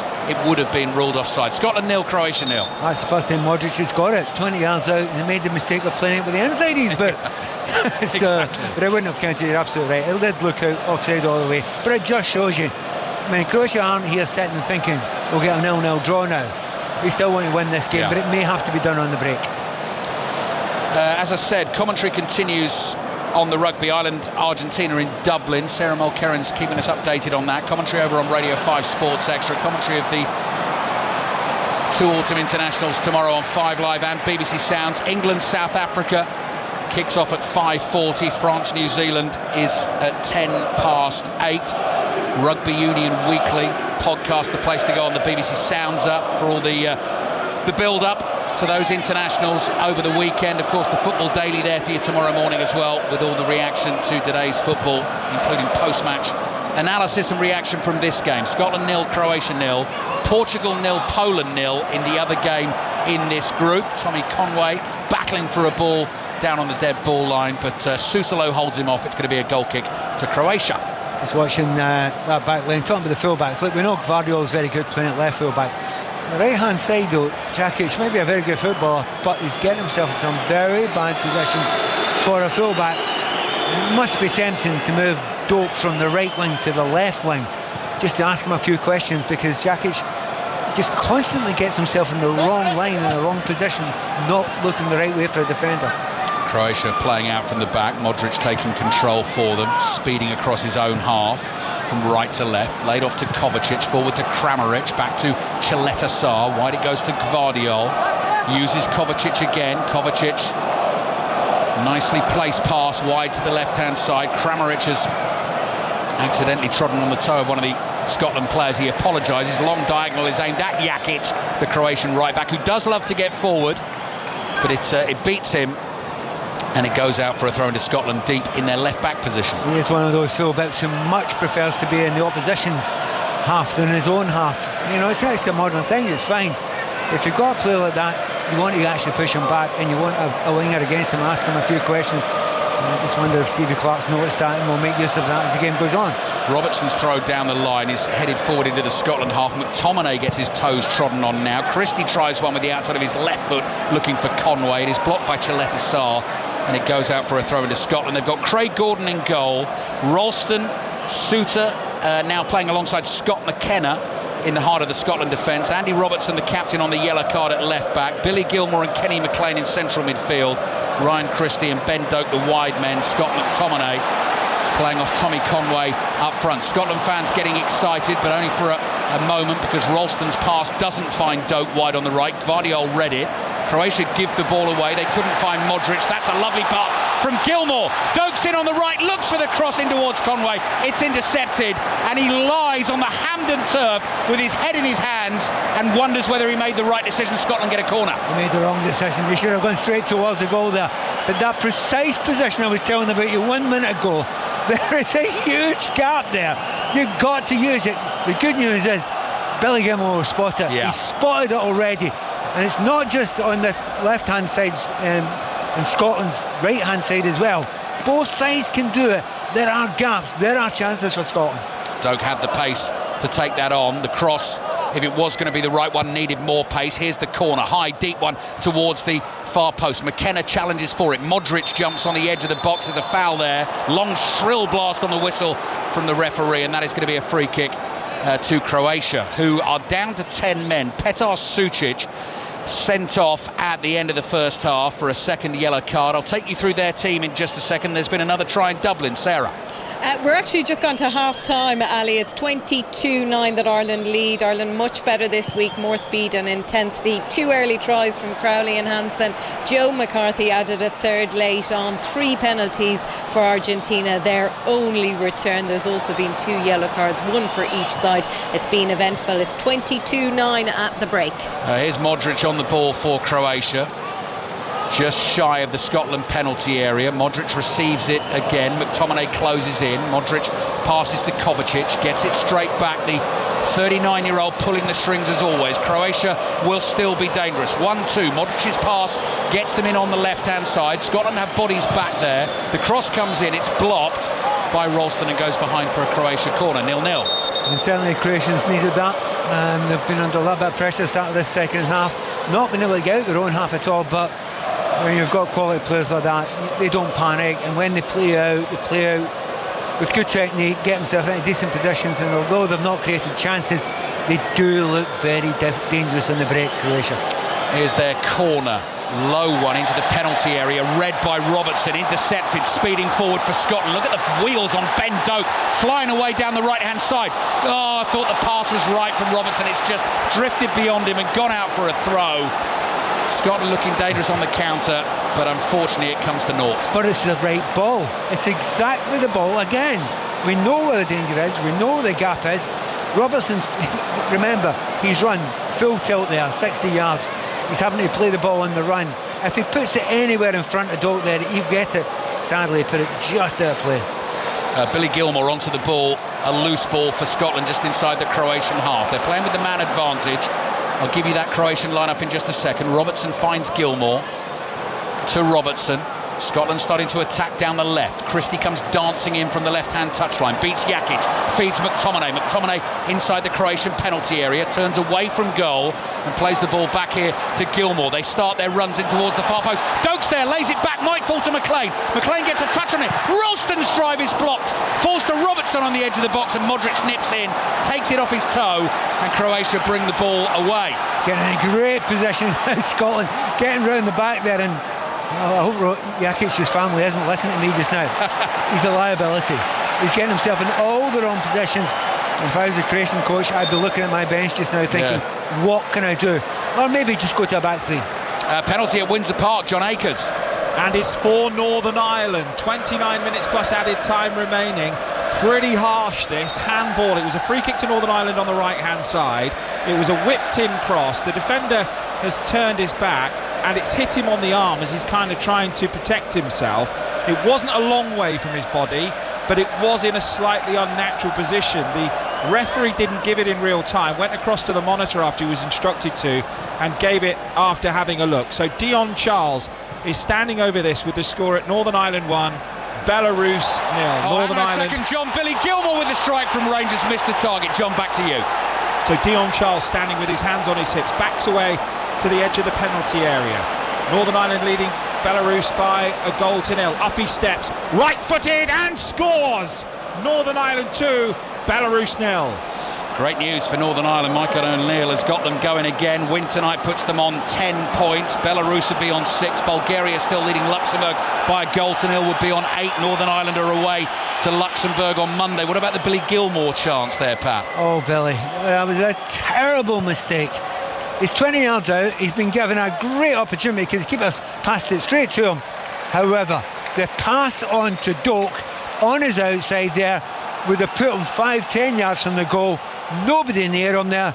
It's a terrible decision by Billy Gilmore. I have to be honest about it. Everyone in the stadium said the same thing. The arm came out and went, "What are you doing?" That's the best chance by a distance that Scotland have had in this game. And Billy's made the wrong decision. 13 minutes gone in the second half. Scotland 0, 10-man Croatia 0. Dominik Kotarski's in goal for Croatia. Christian Jakic is the right back. Josko Gvardiol at left back. Josip Sutalo and Duž Čeleta, the two centre backs. Modric and Kovacic ahead of them. Luka Sučić, Martin Baturina and Andrej Kramaric make up the remainder of the lineup, with Petar Sučić, Luka Sučic's cousin, having been sent off late in the first half. Steve Clarke, I can see, is getting the attention of a couple of his substitutes, thinking about making some changes. We're approaching the hour mark in this game. Great chance for Scotland to get themselves a win. If they did that, it would put them on 4 points. And I see that Portugal lead Poland by a goal to nil. So if Scotland were able to win this game and Poland were to lose, they would be level on points with Poland ahead of the game away to Poland on Monday night. Poland having won the first game between the two by 3 goals to 2. Here's McTominay. McTominay lays the ball off to his right. Doak onto his left foot this time. Back across to Christie. 25 yards out. Jinking run from Christie. Finds McTominay. Corner of the penalty area. McTominay's low cross. Well defended by Čeleta Sar. Blocks it. Scoops it away with his left foot. Again, the right hand side was so dangerous for Scotland. Gvardiol does not want to take on Doak. It's really interesting. He's a top player, but he's not a natural left fullback. He plays there all the time, but he wants to get forward. Every time Doak gets the ball, he's now backing off.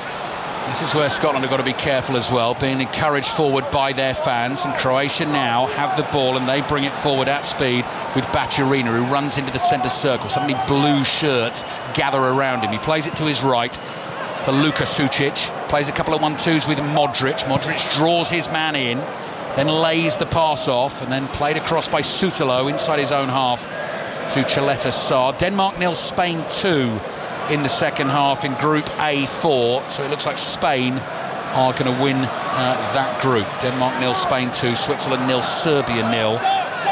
The other game being played in that group tonight. But the great news for Northern Ireland, they lead Belarus by 2 goals to nil. Portugal leading Poland by a goal to nil in this group. That would take them to 13 points. If Croatia draw this game, Portugal will win the group. Here's a ball into the edge of the penalty area. Perisic is waiting to come on for Croatia. They're going to make a double change. Scotland with defending to do. Shot takes a wicked deflection and spins high and wide of Craig Gordon's goal. There is still a threat from Croatia. They've won a corner. Yeah, and there will always will be, because they are very good in the break. And the fact that they're going to bring Perisic on here, that's only going to help them. I wonder if they're going to be tempted to do it before the corner kick.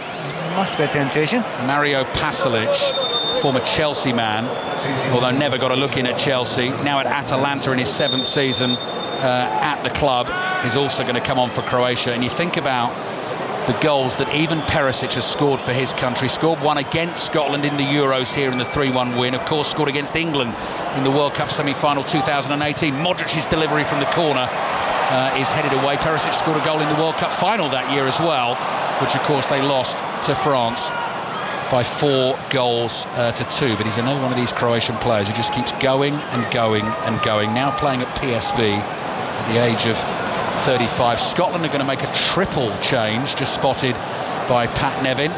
Lyndon Dykes waiting to come on, John McGinn is waiting to come on, and Ryan Gould of the Vancouver Whitecaps, who Scotland fans are pretty excited about too, is waiting to come on. That is positive from Scotland. They're up against 10 men. It is still 0-0, and at the moment it's Croatia possession. No one better at keeping the ball and controlling a game than Modric, and they look to him every time. Here he is on the right inside his own half, chips it down the line to Jakic. Jakic controls and plays back to Sutalo. The thing is, Scotland should be bold. You think about it, what have they got to lose? The bottom of the group just now, they're at home, they're playing against 10 men. If they lose, they're out anyway. If they draw, they're out anyway. You might as well have as much of a go at it as you can without being naive.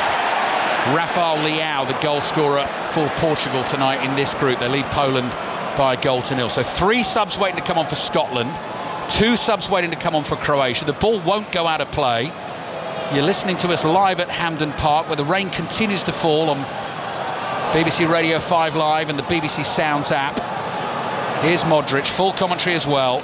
Nations League football on Sunday, 5 o'clock live from Wembley. England against the Republic of Ireland. Layoff from Luka Sucic. Scotland putting the pressure on. Kovacic holds his man off. That was McLean. Runs away from him. Plays it to Sutalo. Conway continues to chase for Scotland. Chaleta Sarr moves the ball to the left-hand side. Croatia working it down the inside left channel. Luka Sucic has space to run into. He's followed back there by Doak. Now Gvardiol up to the edge of the Scotland penalty area here, just pauses and plays the ball back to Sucic. Flicks it with the outside of his left boot. And Croatia still have it on the left. Kovacic. Dropping deep here is Modric. Modric turns on the ball, threads the through ball down the left. Into the penalty area come Croatia. Gvardiol hits the shot, that's blocked and goes behind for a corner. To be fair, that is brilliant by Croatia. You're 10 men, you've got a team that are trying to close you down, put you under pressure. Scotland never got a sniff of that ball for about 2 or 3 minutes there. From one corner to the next corner. Absolute magnificent play by Croatia. So Luka Sucic is the first player to come off, the Real Sociedad winger.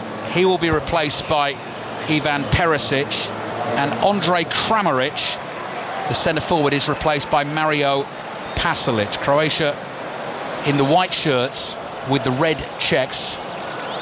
Not many of the red checks on the back of the shirt, because you've got to fit the name and the number on as well, so they're just right at the bottom of the shirt. They're defending the goal away to our right.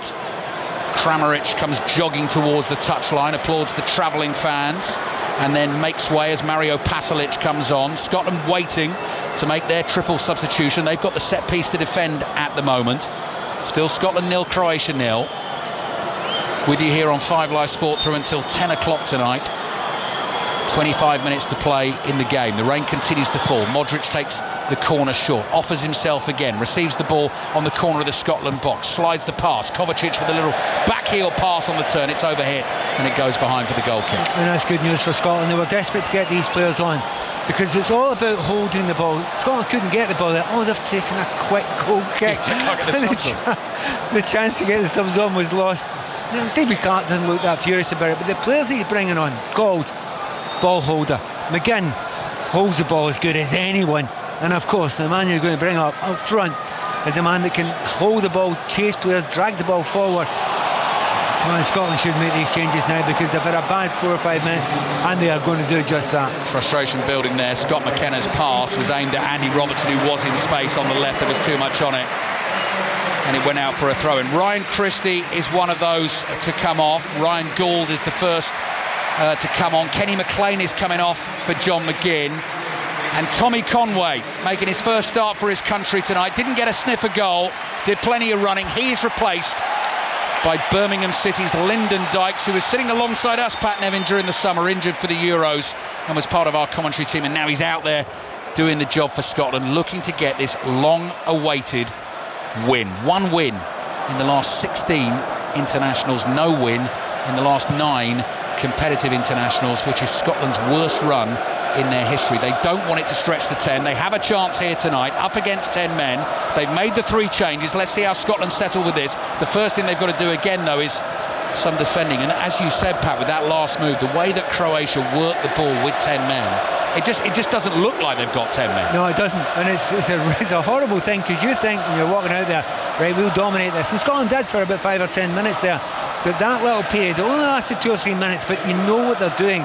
They're making a statement there. However, Scotland have got the likes of McGinn on now. That shouldn't make a difference. John McGinn immediately onto the ball on the left. Little trick from him. Right-footed pass to Robertson. Gould involved on the left-hand side. Curling cross over the keeper, and Doak at the far post cannot get the shot on target. The angle was really tight for him. He hit it on the volley with his right foot, and he was trying to work it into a tiny corner to get that on target and into the net, and he couldn't quite do it. Again, but he gets beyond the defender. It's so weird to see Guardiola having such a hard time there. Time and again he loses Gould, and Gould's a very small player, and you know Guardiola's tall, but he just loses him. He doesn't play like a left full-back because he's used to playing centre-back, and he doesn't have to defend that much usually when he's playing for Man City. Midway through the second half, Scotland 0, Croatia 0. Chances coming for Scotland. That was a good one. Foul there on Bacharina as Scotland were hungrily trying to win the ball just outside the Croatian penalty area. Just been reminded, tomorrow's Football Daily podcast on the BBC Sounds app is a feature episode. Hugo Lloris, now the Los Angeles goalkeeper, former French international World Cup winner, former Tottenham man, sits down with Steve Crossman. Hear them in conversation on the Football Daily podcast, available for you on the BBC Sounds app. Scotland 0, Croatia 0. Croatia bringing it forward with Pasalic. I tell you what, they are throwing players forward in attack still here, Croatia. Kovacic lays the ball off to Pasalic. Pasalic's cross beats Robertson, chested down at the far post, and the shot is driven well wide of the target by Perisic and behind for the goal kick. But I think there's an offside flag up there, possibly. Yeah, but to be honest, again, they look good. In the build-up to that, there was a turn here. I'm going to show you on the telly. It was coming late. By Pasalic. Oh, it's yes. absolutely delightful. Yeah. There was a little kind of sigh that went around Hampden Park saying, I wish we had someone who could do that. 2 men on him, and it was a little back heel to defeat them both. I mean, it was a real Cruyff at his best. Yeah, absolutely, Pat. Scotland bringing it forward now down the right. This is Doak. Doak chops back onto his left foot, 35 yards from goal. John McGinn is behind him, receives the pass. Gilmour is there, plays it on to McKenna. Now Robertson wide to Gould. Robertson controls again, patient from Scotland at the moment. But worth mentioning, Gould's first kick of the ball, and he created a chance for Doak, and that's what Scotland been looking for, a creative player. First kick almost made a goal. Scotland fans, you can hear the noise levels going up. Doak's on the ball, beats his man down to the byline, still going, tries to get the cut back to the edge of the box. Gilmour's drive, lofted over the bar. Again, you hear the howls of frustration from the Scotland fans. They do feel it's coming. Scotland 0, Croatia 0. Back to the Billie Jean King Cup in Malaga. Russell Fuller. Great Britain are into the quarter-finals. Katie Bolter has beaten Lara Ziegman 6-1, 6-2. So after Emma Raducanu's victory, 2-0 Britain, they win the tie. Defending champions Canada up next in the last 8 on Sunday afternoon. Thank you, Russell. Great start for Great Britain in Malaga then. Can Scotland find this goal? Can they get that long-awaited win? 20 minutes to play. Scotland 0, Croatia 0. Croatia down to 10 men since right at the end of the first half, and Portugal leading Poland by a goal to 0 in the other game in this group. Northern Ireland leading Belarus by 2 goals to 0, looking to strengthen their position at the top of Group C3 and try and get promotion back to the B League in the Nations League. Guardiola's giving the ball away. Scotland fans love it. Ralston to Doak. There's a real live wire on the right for Scotland. Ralston involved again, gets it from McTominay. Back it comes into midfield. Billy Gilmour collects the ball, edge of the centre circle inside the Croatian half, across to McKenna. McKenna's looking for options and runners. Robertson is one of those wide on the left. Gould is in that inside left channel. McKenna comes creeping forward. McGinn's to his right, uses Robertson on his left. Croatia holding their defensive shape with every player behind the ball. Pace on the pass from Suter. Wide it goes to Doak. Doak this time decides not to take his man on. He's got the beating of those Croatian defenders. Absolutely. Well, not only that, and this time Ralston did make an inside run there. The ball was on and he wasn't played in. but the back line of 4 just doesn't look right for the Croatians. I think they're used to holding the ball and playing it and being comfortable. I don't think they're used to defending under this sort of pressure. Opportunity knocks for Scotland here. Portugal lead Poland by 2-0 now. That's good news for Scotland, trying to keep Poland close to them, but can Scotland get themselves a win? McGinn down to the byline, cross blocked by Sutalo. Behind it goes for the Scotland corner. You can feel hope inside this stadium. McGinn comes over. I mean, he's everywhere just now. He's trying to get into the play wherever he can, but when he gets on the left hand side, the understanding between him and Robertson is really special. So they got into an easy good position there. Managed to get a corner. 18 minutes to play, second half. Scotland 0, Croatia 0. Gilmour slides it low to Gould. Gilmour gets it back again into the box. There's the cutback. Might run to Gould. No, not enough pace on it. Now Croatia bring it away, and Scotland backpedaling. Crossing the halfway line here is Bacharina. Brilliant support from Perisic on the right-hand side. Gould is back there, tracked his man all the way, slides in and makes the block. And now Scotland fans, you can hear them roaring Andy Robertson on. Robertson brings the ball up to the halfway line, gives it to Doak. Here we go, Doak against Gvardiol. Gvardiol stops, backs off, and Doak's not going to take him on from there. The reason why I didn't is because Billy Gilmour ran into space. Right. You can't run into a space where one of your players is just taking himself and a defender into it. Isolate him, just isolate him. He's got him. Oh, McGinn's ball looking for McTominay, nearly found him through the channel. He tried to thread one there between Gvardiol and Chaleta Sarr, and it was about 2 yards to the left of McTominay, and he couldn't collect it. And it's classic. He'll know now after playing it. Those sort of through balls, you don't play it through. You zip it into the feet. It's up to the player to cope with it and see if he's got good enough to touch to take it out of his feet quickly. McTominay's got that. He's shown when he's in that 18-yard line over the last year or so with Scotland. Give him half a chance and he'll score, at least get a shot on target. Former Everton and West Ham man Nikola Vlasic waiting to come on for Croatia. Katarski, the goalkeeper, clears under pressure from Dykes, nodded down on the halfway line. Modric suddenly moves onto the ball, and there's danger for Scotland. Curling pass from Modric, looks perfect into the penalty area, and the shot is just wide of Gordon's left-hand post. It was Pasalic who ran through onto the ball. There was the chance. They couldn't take it. Well, that is of all the chances in the game, that's the best one so far, the biggest one for either side so far. He's got to put that away, and he's made a real mistake not getting that on target. Gordon came out very quickly, put himself in a good position, so made him make a decision. However, 1-on-1 with the keeper, you get it over him, you should get it on target, and he didn't manage to do that. Scotland got away with one there. That is another incredible pass from Modric on the move to put it right on the money there, so that Ralston, it was so awkward for Ralston because it was curled in behind him. That's just exquisite. There is actually only millimetres to get it over the top of his foot, and he does it, and he meant it. Genius. He is absolutely phenomenal. Right, Vlasic is on. We're approaching the last 15 minutes of the game. Looking good for Northern Ireland tonight. They lead Belarus by 2-0. Commentary of Ireland-Argentina in the Autumn Internationals continues over on Radio 5 Sports Extra. 2 more rugby commentaries for you tomorrow on 5 Live and BBC Sounds. England-South Africa at 5:40. France-New Zealand at 8:10. But this is Scotland against 10-man Croatia. The offside flag is up against Ryan Gould. He's got it right. He's got it absolutely right. Scotland fans aren't happy, but he was offside by half a yard. He wasn't looking along the line. But what is incredible about this 10-man Croatian side, they've gone all handball. 10 men that are playing a really high line, which is kind of extraordinary to play. But it just shows you how much they believe in themselves. Croatian fans think it's firework night away to our left-hand side. They've got sparklers lit in the away end down there, making a heck of a noise still.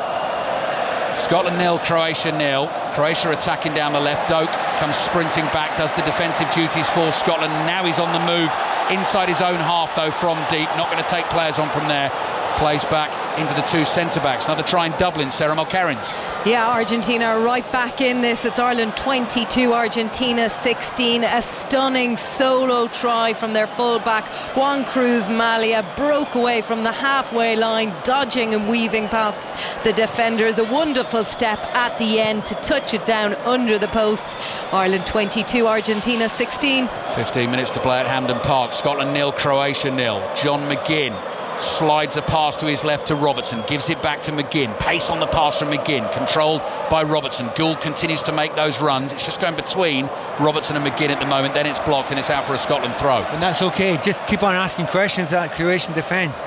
Great turn by McGinn. Oh, good strength to hold off Modric as well. Now finds the pass to Gould, edge of the Croatian penalty area. A little flick pass into the box. Dykes won't get onto that. Katarski, the goalkeeper, comes sliding out and falls on the ball. But you're okay, Gould trying that. You want Gould to try that, don't you? He's flicked it in between two players. Now, it didn't reach his intended target, but it's one of those ones, if you dink it into that area and your player can get to it, causes all sorts of trouble. And it's, again, it's a thing that Scotland have been crying out for. There's been a weakness, two weaknesses Scotland have had for a long time. An obvious centre-forward scorer, but also someone who's a kind of 10 creator. Gould is that. It's whether he's an international standard 10 creator is the question. Red smoke from the sparklers and the flares drifts across the night air here at Hampden Park. 13 minutes to play. Croatia playing this entire second half with 10 men, still 0-0. Here's a question for you, and I don't know the answer to it. Who's more likely to score here? It's actually 50-50, isn't it? I think it absolutely is. 50-50. Yeah. Even though Scotland have got the extra man, they're not necessarily home and tried or anywhere close to it here. Great thing is both teams going for the win. That's a good ball from Gilmour, wide to Gould, little nutmeg on Modric. Oh, Gould does well to keep the ball, slides it across the edge of the box to McTominay looking to make space for the shot, wide to Robertson, gets the cross wrong, scoops it up in the air, it's over the bar, lands on the roof of the net and goes behind for a Croatia goal kick. Really well played by Gould there. He thought he'd lost it twice there, but managed to win it back. Not noted for his tackling, but he wins both of those tackles there, and the ball in towards the back post. I think it was Robertson that tried to play it into the back post there. Had it gone to the right area, once again, Doak had actually trapped the back post. He was on his own, nobody marking him, and it just doesn't reach him. Yeah. Spotting it on the replay now. Goal kick for Croatia. Their fans still making a right old noise away to the left-hand side. Possibly not quite as much noise as was made during the U2 gig here back in 2005, the Vertigo tour that featured in Fact of the Day this Friday night, being delivered in tonight's Friday's commentary. Biggest single crowd for a music gig here inside Hampden Park was that U2 concert. Fact of the Day, football commentator gets challenged every Friday at 5:20. And that was this Friday's fact. Now, Scotland fans not happy. There's some noise inside this stadium. That is because the right back, Christian Jakic, has gone down hurt. Scotland fans feel he's clearly trying to waste a bit of time. Because it's off the ball, and it didn't seem to be much. I didn't see anything happening to him there. But to be fair, he's had a hard evening, hasn't he? He has. He's been put under a lot of pressure. He doesn't quite look up to Modric as he's saying, get him off. But harsh, but he is. I'm talking about 52,000. I've been here at a game when there was 135,000 in this stadium. Go on then, Pat. When was that and what was the game? I don't want to tell you the year. It gives me such a terrible age. But no, 1970, semi-final of the European Cup, Leeds United against Glasgow Celtic. And the official attendance was 135,000. There was far more than that in this place. That really could have been the fact of the day. Extraordinary. So Jakic is down, he's receiving treatment. Steve Clarke is pointing at the watch. Scotland have got just over 10 minutes plus whatever time is going to be added on to try and find this goal. Let's check in at Windsor Park. John Akers. Northern Ireland 2, Belarus 0. 6 minutes plus added time remaining, and they are absolutely cruising here, Northern Ireland. It's been a terrific performance from Michael O'Neill's team. They've got Luxembourg next on Monday, but as it stands, top of the group and looking good for promotion to League B. Northern Ireland 2, Belarus 0. Looks like Portugal are going to win this group. They are now leading Poland 3-0 tonight. Rafael Leao with the first, Cristiano Ronaldo from the penalty spot with the second, Bruno Fernandes with the third for Portugal. Some talent in that squad as always. Still Scotland 0, Croatia 0. Spain 2-1 now up away to Denmark, and Switzerland leads Serbia by 1-0 in Group A4. Jakic is being moved onto a stretcher here to be removed from the field. While we do that, why don't we just check in on Ireland, Argentina in the rugby in Dublin. Sarah Mulkerrins. It's getting interesting. It's Ireland 22, Argentina 19. Ireland have been racking up the penalties, discipline costing them. They had been warned by the referee, Paul Williams, and he has just sent Joe McCarthy to the bin. So Ireland down to 14, Argentina able to kick the resulting penalty, and now just 3 points in it with 51 minutes played. It's Ireland 22, Argentina 19.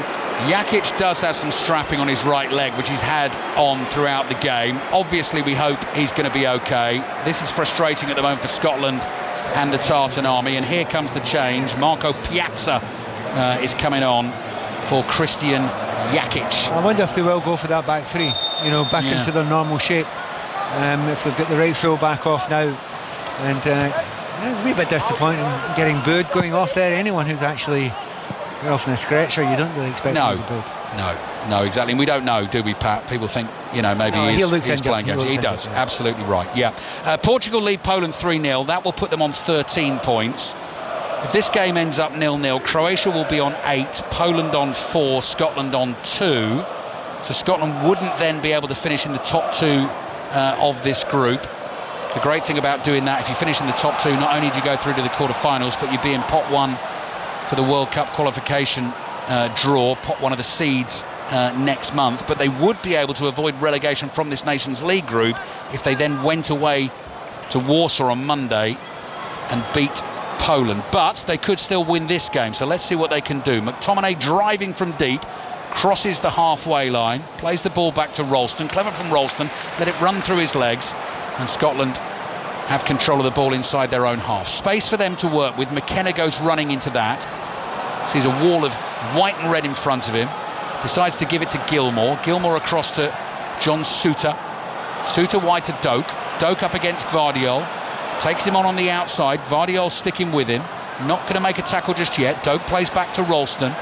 Now it's with Souttar again. Across it comes to Scott McKenna. 7 minutes plus added time remaining. Portugal has scored a 4th against Poland, I see. Portugal 4, Poland 0. So Poland not in great shape ahead of that game against Scotland on Monday night. Here's Ralston, hurried into the pass with his left foot. Doak couldn't keep it in play, and it goes out for a throw into Croatia. It's a real shame that, because Doak initially ran Gvardiol down the line, and by running him down the line, he took the entire Croatian side back 20 yards and gave Scotland a really good pedestal to sort of build on, but they didn't quite build on it there, and it's a shame because running out of time now, and Scotland will be, having not dominated the game, they'd still be disappointed only getting a point out of this. Croatia playing with 10 men, still looking to see if they can sneak a win out of this. Here's Kovacic battling for the ball inside the Scotland half. McGinn slides in, got a touch on the ball. Croatia thought they kept that in play wide on the left, but no. So that's going to be a throw in for Scotland inside their own half. We were talking earlier, Alistair, about the fact that the late goals against Scotland recently, and then before that the late goals for Scotland. This game could have it, couldn't it? It really could have it. Yeah, it feels like it. McTominay's ball zips across the wet turf to Doak. Doak running at Gvardiol, beats him on the outside into the box, powers it into the near post, blocked by the goalkeeper. Rebound doesn't fall for Scotland, cleared. That will be a Scotland throw. Is it being unkind in Gvardiol? He's not getting near Doak, is no. He's getting absolutely nowhere near him. And I've always thought that about Gvardiol. He's a centre back, he's a left centre of 3. Left full back, not so good defensively. McGinn trying to pick a pass there for the run of Robertson. It was intercepted, but only gone as far as Gilmour. Gilmour into goal, back to McGinn. Thought about an early cross, dummies that with his left foot, plays the ball back here to McKenna. Can Scotland find a way through? Last game, of course, against Portugal here finished 0-0. This 0-0. Triple step over from Doak. Trick again. Cross in. Katarski palms it away. McGinn shot. Deflected it in. Super John McGinn does it for Scotland at Hampden Park. Could this be the night they get that long-awaited victory? Massive goal for Scotland. The stadium explodes. And of course, it is John McGinn who pounces in the box and puts them in front. Scotland 1, Croatia 0. Well, earlier on in this game, the ball was falling to players that you didn't want to fall to, like Gilmour on the edge of the box. You were just hoping it would fall to either McTominay or that man McGinn. And when he gets half a chance, look, it's on the half volley. It's not an easy one. but he keeps it down, keeps it on target, power, and just let the ball do the rest. But let's be fair, every single Scotland player didn't run him again. They ran to that man Doak. Yeah. The now absolutely undroppable Ben Doak. He's been brilliant today, and he has destroyed Gvardiol there, and it all came from his run down the line. Keeper punches it out, but it's a great hit. By the way, there is a player in an offside position, but he was behind the keeper and had no effect. 9 competitive internationals without a win going into this game. The last win in a competitive game was away to Cyprus in the Euro 2024 qualification campaign. Croatia would be some scalp. It would keep the possibility of finishing second in this group alive if they were to go away and beat Poland. Poland have now conceded a 5th away to Portugal tonight. Portugal 5, Poland 0. But it's now all about playing this game out, getting the win. And Croatia, of course, down to 10 men. They're going to have to work extremely hard to try and find their equaliser. Look at McGinn fighting for the cause, eventually penalised for a foul on Vlasic. Croatia get a free kick 40 yards from the Scotland goal in the inside right channel. Did somebody mention that there was going to be an opening and a late goal? We agreed. It just felt like that. There would be a late goal. There could be more than a late goal. We've seen it before, and certainly in this group for Scotland. Poland scored with a 97th minute penalty to win 3-2 at Hampden Park. Cristiano Ronaldo scored in Portugal to beat Scotland 2-1. That came in the 88th minute. Here's Modric with the free kick. Chested down by Robertson on the edge of the penalty area. Might run to Modric. Gilmour flicks the ball into Modric. Chance for Scotland to kill them on the counter now as Robertson drives it forward to McTominay. Kovacic has lost sight of the ball. McTominay tries to bring it down. Gilmour backs him up, can't win the tackle, and eventually Lyndon Dykes does win a tackle for Scotland, and it goes out for a throw into Croatia on the right inside their own half. This is such an enjoyable game. I don't mind if they put up 10 minutes extra at the end of this game. It's end to end. Scotland aren't sitting back in this. It's such an open game, but Croatia just have to throw players forward. Scotland will get great chances to break. That time was McTominay. I think Scotland fans just want to be Doak, because if he gets behind the defence, nobody's catching him. Switzerland 1, Serbia 1, latest in Group A4. Spain are going to win that group though. At the moment they are leading Denmark in Denmark by 2-1. Every touch, every tackle, every run by the Scotland players being roared by the Tartan Army. And I tell you what, it'll be some victory against a team as good as Croatia to end a long winless run. And yes, given the advantage of playing against 10 men because of the Petr Sucic sending off, but Scotland have really gone for it in the second half. They found that goal. At the moment they lead, and they're still battling for the ball here inside the Croatia half, and there's McGinn just going to shield the ball as he so expertly does and play a pass back into his own half to Suter. Suter across to Gilmour. 89th minute of the game. There's plenty of added time coming, I think. Ball is lobbed up towards Dykes. Dykes can't win that one. Piazza gets a foot on it, knocks it down the left. Gilmour intercepts. He's given the ball away. Here's Piazza for Croatia. Evades a couple of Scotland challenges. On the ball, 25 yards from goal. Rolls it to his left. This is Kovacic. Kovacic strokes his pass back to Modric. Central position, 35 yards out. You can sense the tension inside Hampden Park. Stuart Armstrong's waiting to come on for Scotland late in the game here. We're into the 90th minute. Scotland leading through that John McGinn goal. Modric plays to his right to Perisic. 5 minutes of added time. Perisic's cross comes in.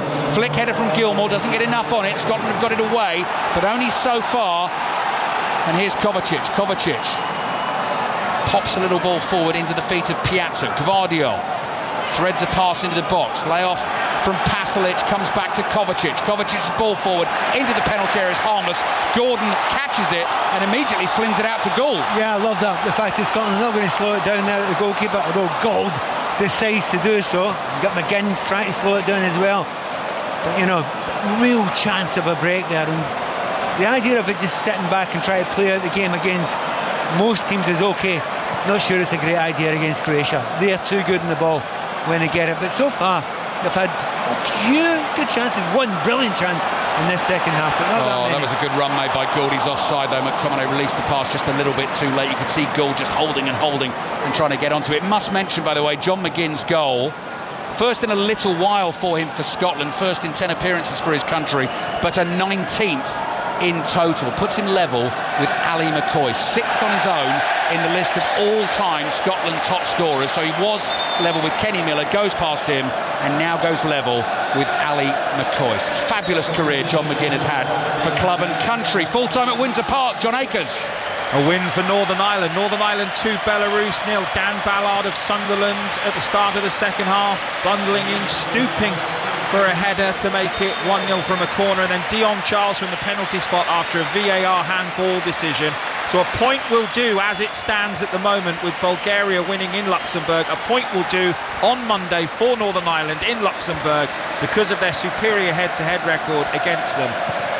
So that's a good night for Northern Ireland. They've won 2-0 against Belarus. Good night for Northern Ireland, looking like being a very special night for Scotland at Hampden Park, and the hero of the hour, or one of them, Ben Doak, is going to get a 3-4 minute standing ovation here. He's been substituted off, luckily for him, on the far side of the field. He's going to take a long walk around the pitch, but he deserves every second of that. You're saying man of the moment. He's man of the match, definitely. I don't think there'll be any argument against that. I mean, he's done okay in games before that. I think he came of age tonight for Scotland. He just looks like a player you can't drop. He was fabulous tonight. What a moment for Ben Doak. National anthem being sung. Hair standing up on the back of your neck. He's applauding all the Scotland fans. Scotland's players out there still have some defending to do against 10-man Croatia. 3 minutes of added time remaining. Scotland leading 1-0. Crossing to their penalty area. Dangerous one. Gordon makes the save. It came straight at him. There were plenty of bodies in there. I don't know who got the final touch, but it just shows Scotland have got to be switched on right to the final whistle here. Yeah, we don't do it the easy way. That's not the way it arms in Scotland. What's been lovely, you talk about that long walk by Ben Doak there. He had a standing ovation all the way around, and absolutely rightly so. Look, he's played in an international game against a top side. He is only 19 against Guardiola, who's a top player, and he's still been the best player on the pitch. 2 minutes of the game remaining. Scotland leading Croatia by a 1-0. A win that will mean so much. Steve Clarke has been hearing time and time again, reading time and time again. One win in the last 16 internationals. It only came against Gibraltar. The disappointment of the Euros, the good performances in this group, but no end result. This could be the end result tonight. Defending still to do. Here's the danger man, Modric. Left-footed cross into the box. Robertson is there, heads it away. Gilmour happy just to thump it clear on the volley with his right foot, and it goes out for a throw-in to Scotland. 90 seconds remaining. In terms of the Nations League group, Poland getting thumped tonight. All to play for on Monday night in Warsaw. Poland will be on 4 points, Scotland will be on 4 points. If Scotland can win the game and turn the head-to-head round, they'll avoid relegation. To be honest, you told me those possibilities before the game, and I almost sniggered. I'm not laughing now. Here they come, Croatia, with Perisic on the right. Dummies the cross with his right foot, curls it in with his left, dangerous ball, headed straight up in the air. Gordon says, my ball. Instead, McKenna decides to take matters into his own hands, heads it to his left. Robertson smashes the ball into the stands. It goes out for a throw into Croatia. We've got a minute to play. Panic stations, absolute panic stations in Scotland. They're just lumping it absolutely anywhere. They need to get the ball down. This may well be the very last chance. All the Croatians have come up for this long throw. Perisic with the throw. Powerful one, headed away though by Robertson. Miscontrolled by Sutalo. He's got to go back to his goalkeeper. Robertson has come chasing all the way up the pitch for Scotland. 30 seconds to play. Robertson still chasing. Modric plays a pass forward, headed away by Gilmour. Clever from McTominay. Just got to keep the ball now for Scotland. Holds on to it, crosses the halfway line. Stuart Armstrong goes running ahead of him. Really clever from McTominay. Waited for the challenge, bought the foul, wins the free kick. Scotland are nearly there. How often do you do something like that? You just win a foul and the whole place erupts, but they know how important that is. That might be just enough to get Scotland over the line. Well done, McTominay. 5 minutes of added time are up. Scotland lead Croatia 1-0. Listen to that inside Hampden Park. At long last, Scotland get a win on the board in a competitive international, and when you've not won for as long as that, it is going to taste very sweet indeed. Ben Doak, the man who caused all the danger, who created havoc, who created the chance for John McGinn, who made a timely appearance off the bench, arrived at the right time, stuck it into the back of the net. Scotland have 3 points, and in this group they are now level on points with Poland. It is all to play for in Warsaw on Monday night. Great night for Scotland, Pat Nevin. Yeah, it's always going to be difficult against a quality team, and even if they're down to 10 men, and people will bring that up, but it's still going to be tough. Scotland had to ride their luck a couple of times in the second half, but they created plenty of chances, and where there were weaknesses in the Croatian side, Scotland made good use of it, and it said it right at the start of the second half, behind the two fullbacks, and I mean both of them, including Gavardiol. And the fact that Scotland knew what to do, and that'll be the coach, and that'll be some of the players as well, saying, right, that's where you have to have a dig at them, have a go at them. And the players worked really, really hard. By the way, we hardly mentioned Craig Gordon. Really good game for the big man tonight, once again. Could never write that guy off at 41 years of age. But in the end, see if you're a coach standing by him. By the way, if I came out, got a bunch of kills behind me singing. If you're Stevie Clarke and you make big calls like, I'm not starting with McGinn, I'm going to leave him to an important moment. That's a good call now, isn't it? In fact, that's a cracker. Hampden Park has come alive. The sweet, sweet taste of success. And a win for Scotland against a really good team, a 10-man Croatian team, but Scotland took it to them in the second half. They really have unearthed a gem in Ben Doak. He gets better and better and better for Scotland, and the man they wanted the ball to fall to was John McGinn. It did. He scored. Scotland win. Scotland 1, Croatia 0. A much needed and desperately required win for Scotland. It has been a dreadful run in terms of victories that they've been on, but what a huge win that was tonight. It keeps their hopes of staying in the top tier of the Nations League alive. It will all go down to the final day after Portugal beat Poland 5-1. Scotland facing Poland away on Monday night. If they can win there, it will depend what happens when Croatia face Portugal, but there is still a chance that Scotland could finish second. If they finish third, it will be a playoff. But Pat, the big thing tonight was all about keeping it alive and going to that final day and getting the victory that they have been craving for so long. Yeah, I mean, they've worked so hard for it against teams that are, you know, player for player better than them. Let's be absolutely honest about it. And it's generally the case with each of the teams. However, they have been competitive all the way through this, and yes, the stats, they sound really quite ugly, but sometimes you need to look beyond them, and beyond the stats are the fact that, you know, Scotland have improved in a number of areas. They've had to deal with quite a few injuries of late as well, but they believe in the manager, they believe in the system, they believe, as they say, in the process, knowing that it will come back eventually. To be honest, it's been coming back for a wee while. Scotland are very unlucky they never got the 3 points at home against Poland, and they were very lucky they nearly sneaked the 3 points against the Portuguese as well. And this is in the A level, this is the very top level. This is, you know, this is a height that Scotland aren't used to and aren't expected to cope with. But they're coping not too badly, but it looks a lot better. You're absolutely spot on when you get 3 points on the board, and suddenly you're going over to play a Polish side who have just been absolutely thumped, and we won't be in the best of frames of mind. And Scotland have actually been able to, well, not say rest the likes of John McGinn, but keep them fresher for that game. So yeah, lots and lots of hope. But I have to say, I've never wavered in it. I've thought that I wasn't expecting much out of this campaign.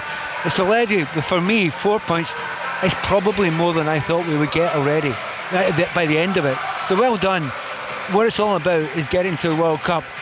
That'll be much, much easier if we don't get relegated, or if we can somehow stay away from that third seed position. But we'll think about that later. We can just enjoy the win early. Yeah, and to go into that campaign on the end of a positive Nations League campaign would be a huge boost for them as well.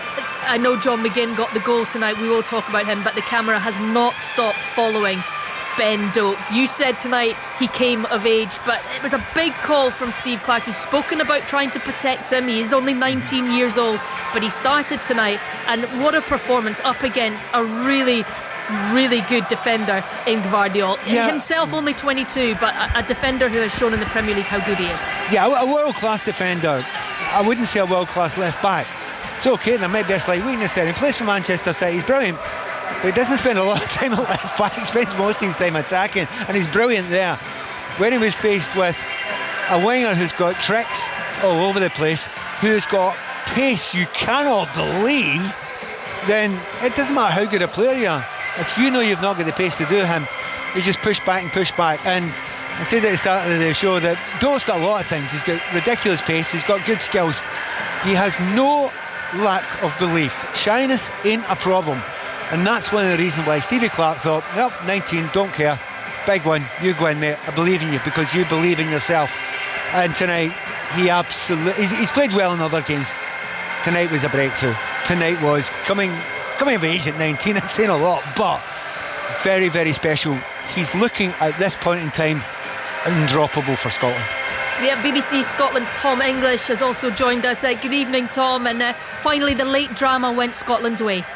It did, yeah. I mean, Ailey, as you know, throughout this campaign, there's been drama for Scotland at the end of each game, mostly going against them. Tonight, going with them. And I think, the dawning of the age of Doak, as Pat was saying, it was sensational performance against an outstanding defender who just he was left without a name by this kid tonight. It was a wonderful performance.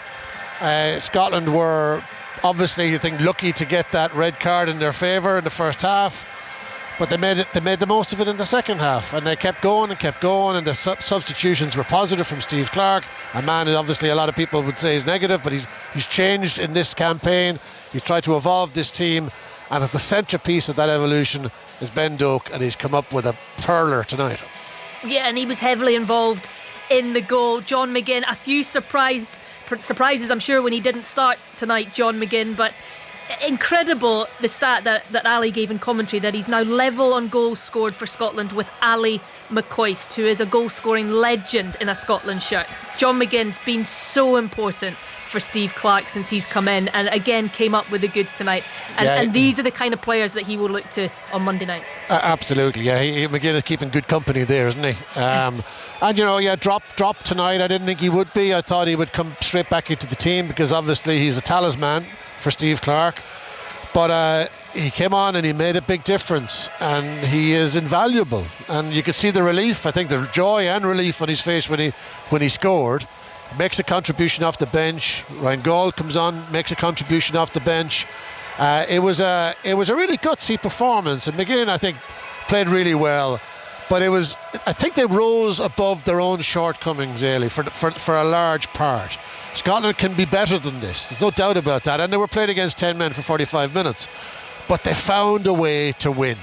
And they've been finding ways to lose for the guts of a year now. Tonight was a reversal of the narrative, and every Tartan Army member would say thank goodness for that.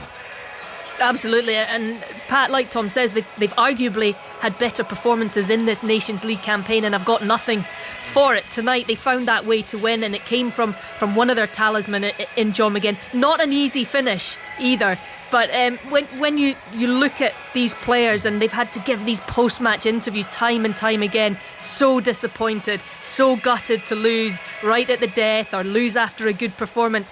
Tonight will feel very, very good for them. It'll be something that they've been relishing for a long time. Yeah, they're all dying to go and do the interviews. They're desperate to go. You don't need to send out John McGinn yet again, though, because he could, and Robertson, he was always the one that sends out. But no, finding a way is a brilliant way of looking at it, because it almost sums up what Stevie Clarke does. He finds ways that you don't think of. I've got back right to the start when he couldn't find a way to get the two left backs in, and then he managed to do this three at the back, and you got the two brilliant, probably world-class players that we had at that time working together and doing really, really well. So yeah, you found a way to do that. But he's had a few occasions where he thought, well, I've not got a centre forward that scored goals, so what do? I have to find a way. Well, Scott McTominay, he might score millions of goals for it, so he found a way of getting him in there. So you have to think outside the box sometimes, and I mean, at the moment, you don't have to be, I mean, he's watched Doak quite a few times, so you don't have to be that smart to figure that one out. But what you have to make sure is you don't do it too quick. You don't put him in there and he loses his confidence. But now we know more about the lad Doak, that's never going to be a problem anyway. But you're right, it's finding ways. Tonight I was thinking in the first half, the ball's never coming to the left, we want to get Robbo on the ball so we can put some crosses in. And then after a while you think, nah, we don't actually, we'll just keep on playing on the right, because Doak is phenomenal on the right. So that is what we've done, that Stevie Clarke has done over a long period of time here. And it is, I keep on going back to it, this is the most important thing. We have to go back to it. It's about qualifying for World Cups, and it's about qualifying for Euros. That's what it is all about. Now, if we end up as a pot 3 team, do you know what? Teams will hate playing against Scotland if they play like that and have everybody fit and available. You get the likes of Hickey and all that back as well. So finding ways when you've got players missing. And he's done that over a period of time, but it's not worked that well recently against very good sides. Ailey, do you remember we spoke of that before the game, about that ridiculously sort of optimistic scenario of Scotland trying to finish second in this group? Yeah. Right, I enjoyed your optimism then. Okay. I enjoy it now. And I laughed at it then, I'll be honest with you. So we've had a couple of more games now, obviously played out tonight. Poland's hammering by Portugal helped Scotland, because if Scotland beat Poland even by a goal to nil, they will finish equal with them on all the head-to-heads, but Poland's goal difference has taken a hammering tonight, so Scotland, by virtue of beating Poland, will finish above Poland in the group. They then need, obviously, Croatia to lose at home to Portugal. The problem they got there now is that Portugal are safe. They're in the top 2. They've won the group. But if Portugal were to win away to Croatia, their goal difference would automatically drop to at least -1. Scotland's, if they win, would automatically, if it's only 1-0, go to -1. It would then come down to goals scored. It could, if Portugal can do them a favour, and if Scotland can reproduce, you know, a sort of performance, second half performance we've seen tonight, could happen. Ali, my head is hurting after watching Scotland finally win a game. This is pushing me over the edge. But he said it before the game. But everything you say is right. Yeah. And there is a bit of hope. Yeah. But as Pat says, if they're pot 3, do you know what? If they hit these World Cup qualifiers in good form, then I think everyone is going to be happy with that. Whether it's pot 1, 2, 3. Absolutely. I think they'd be delighted with that.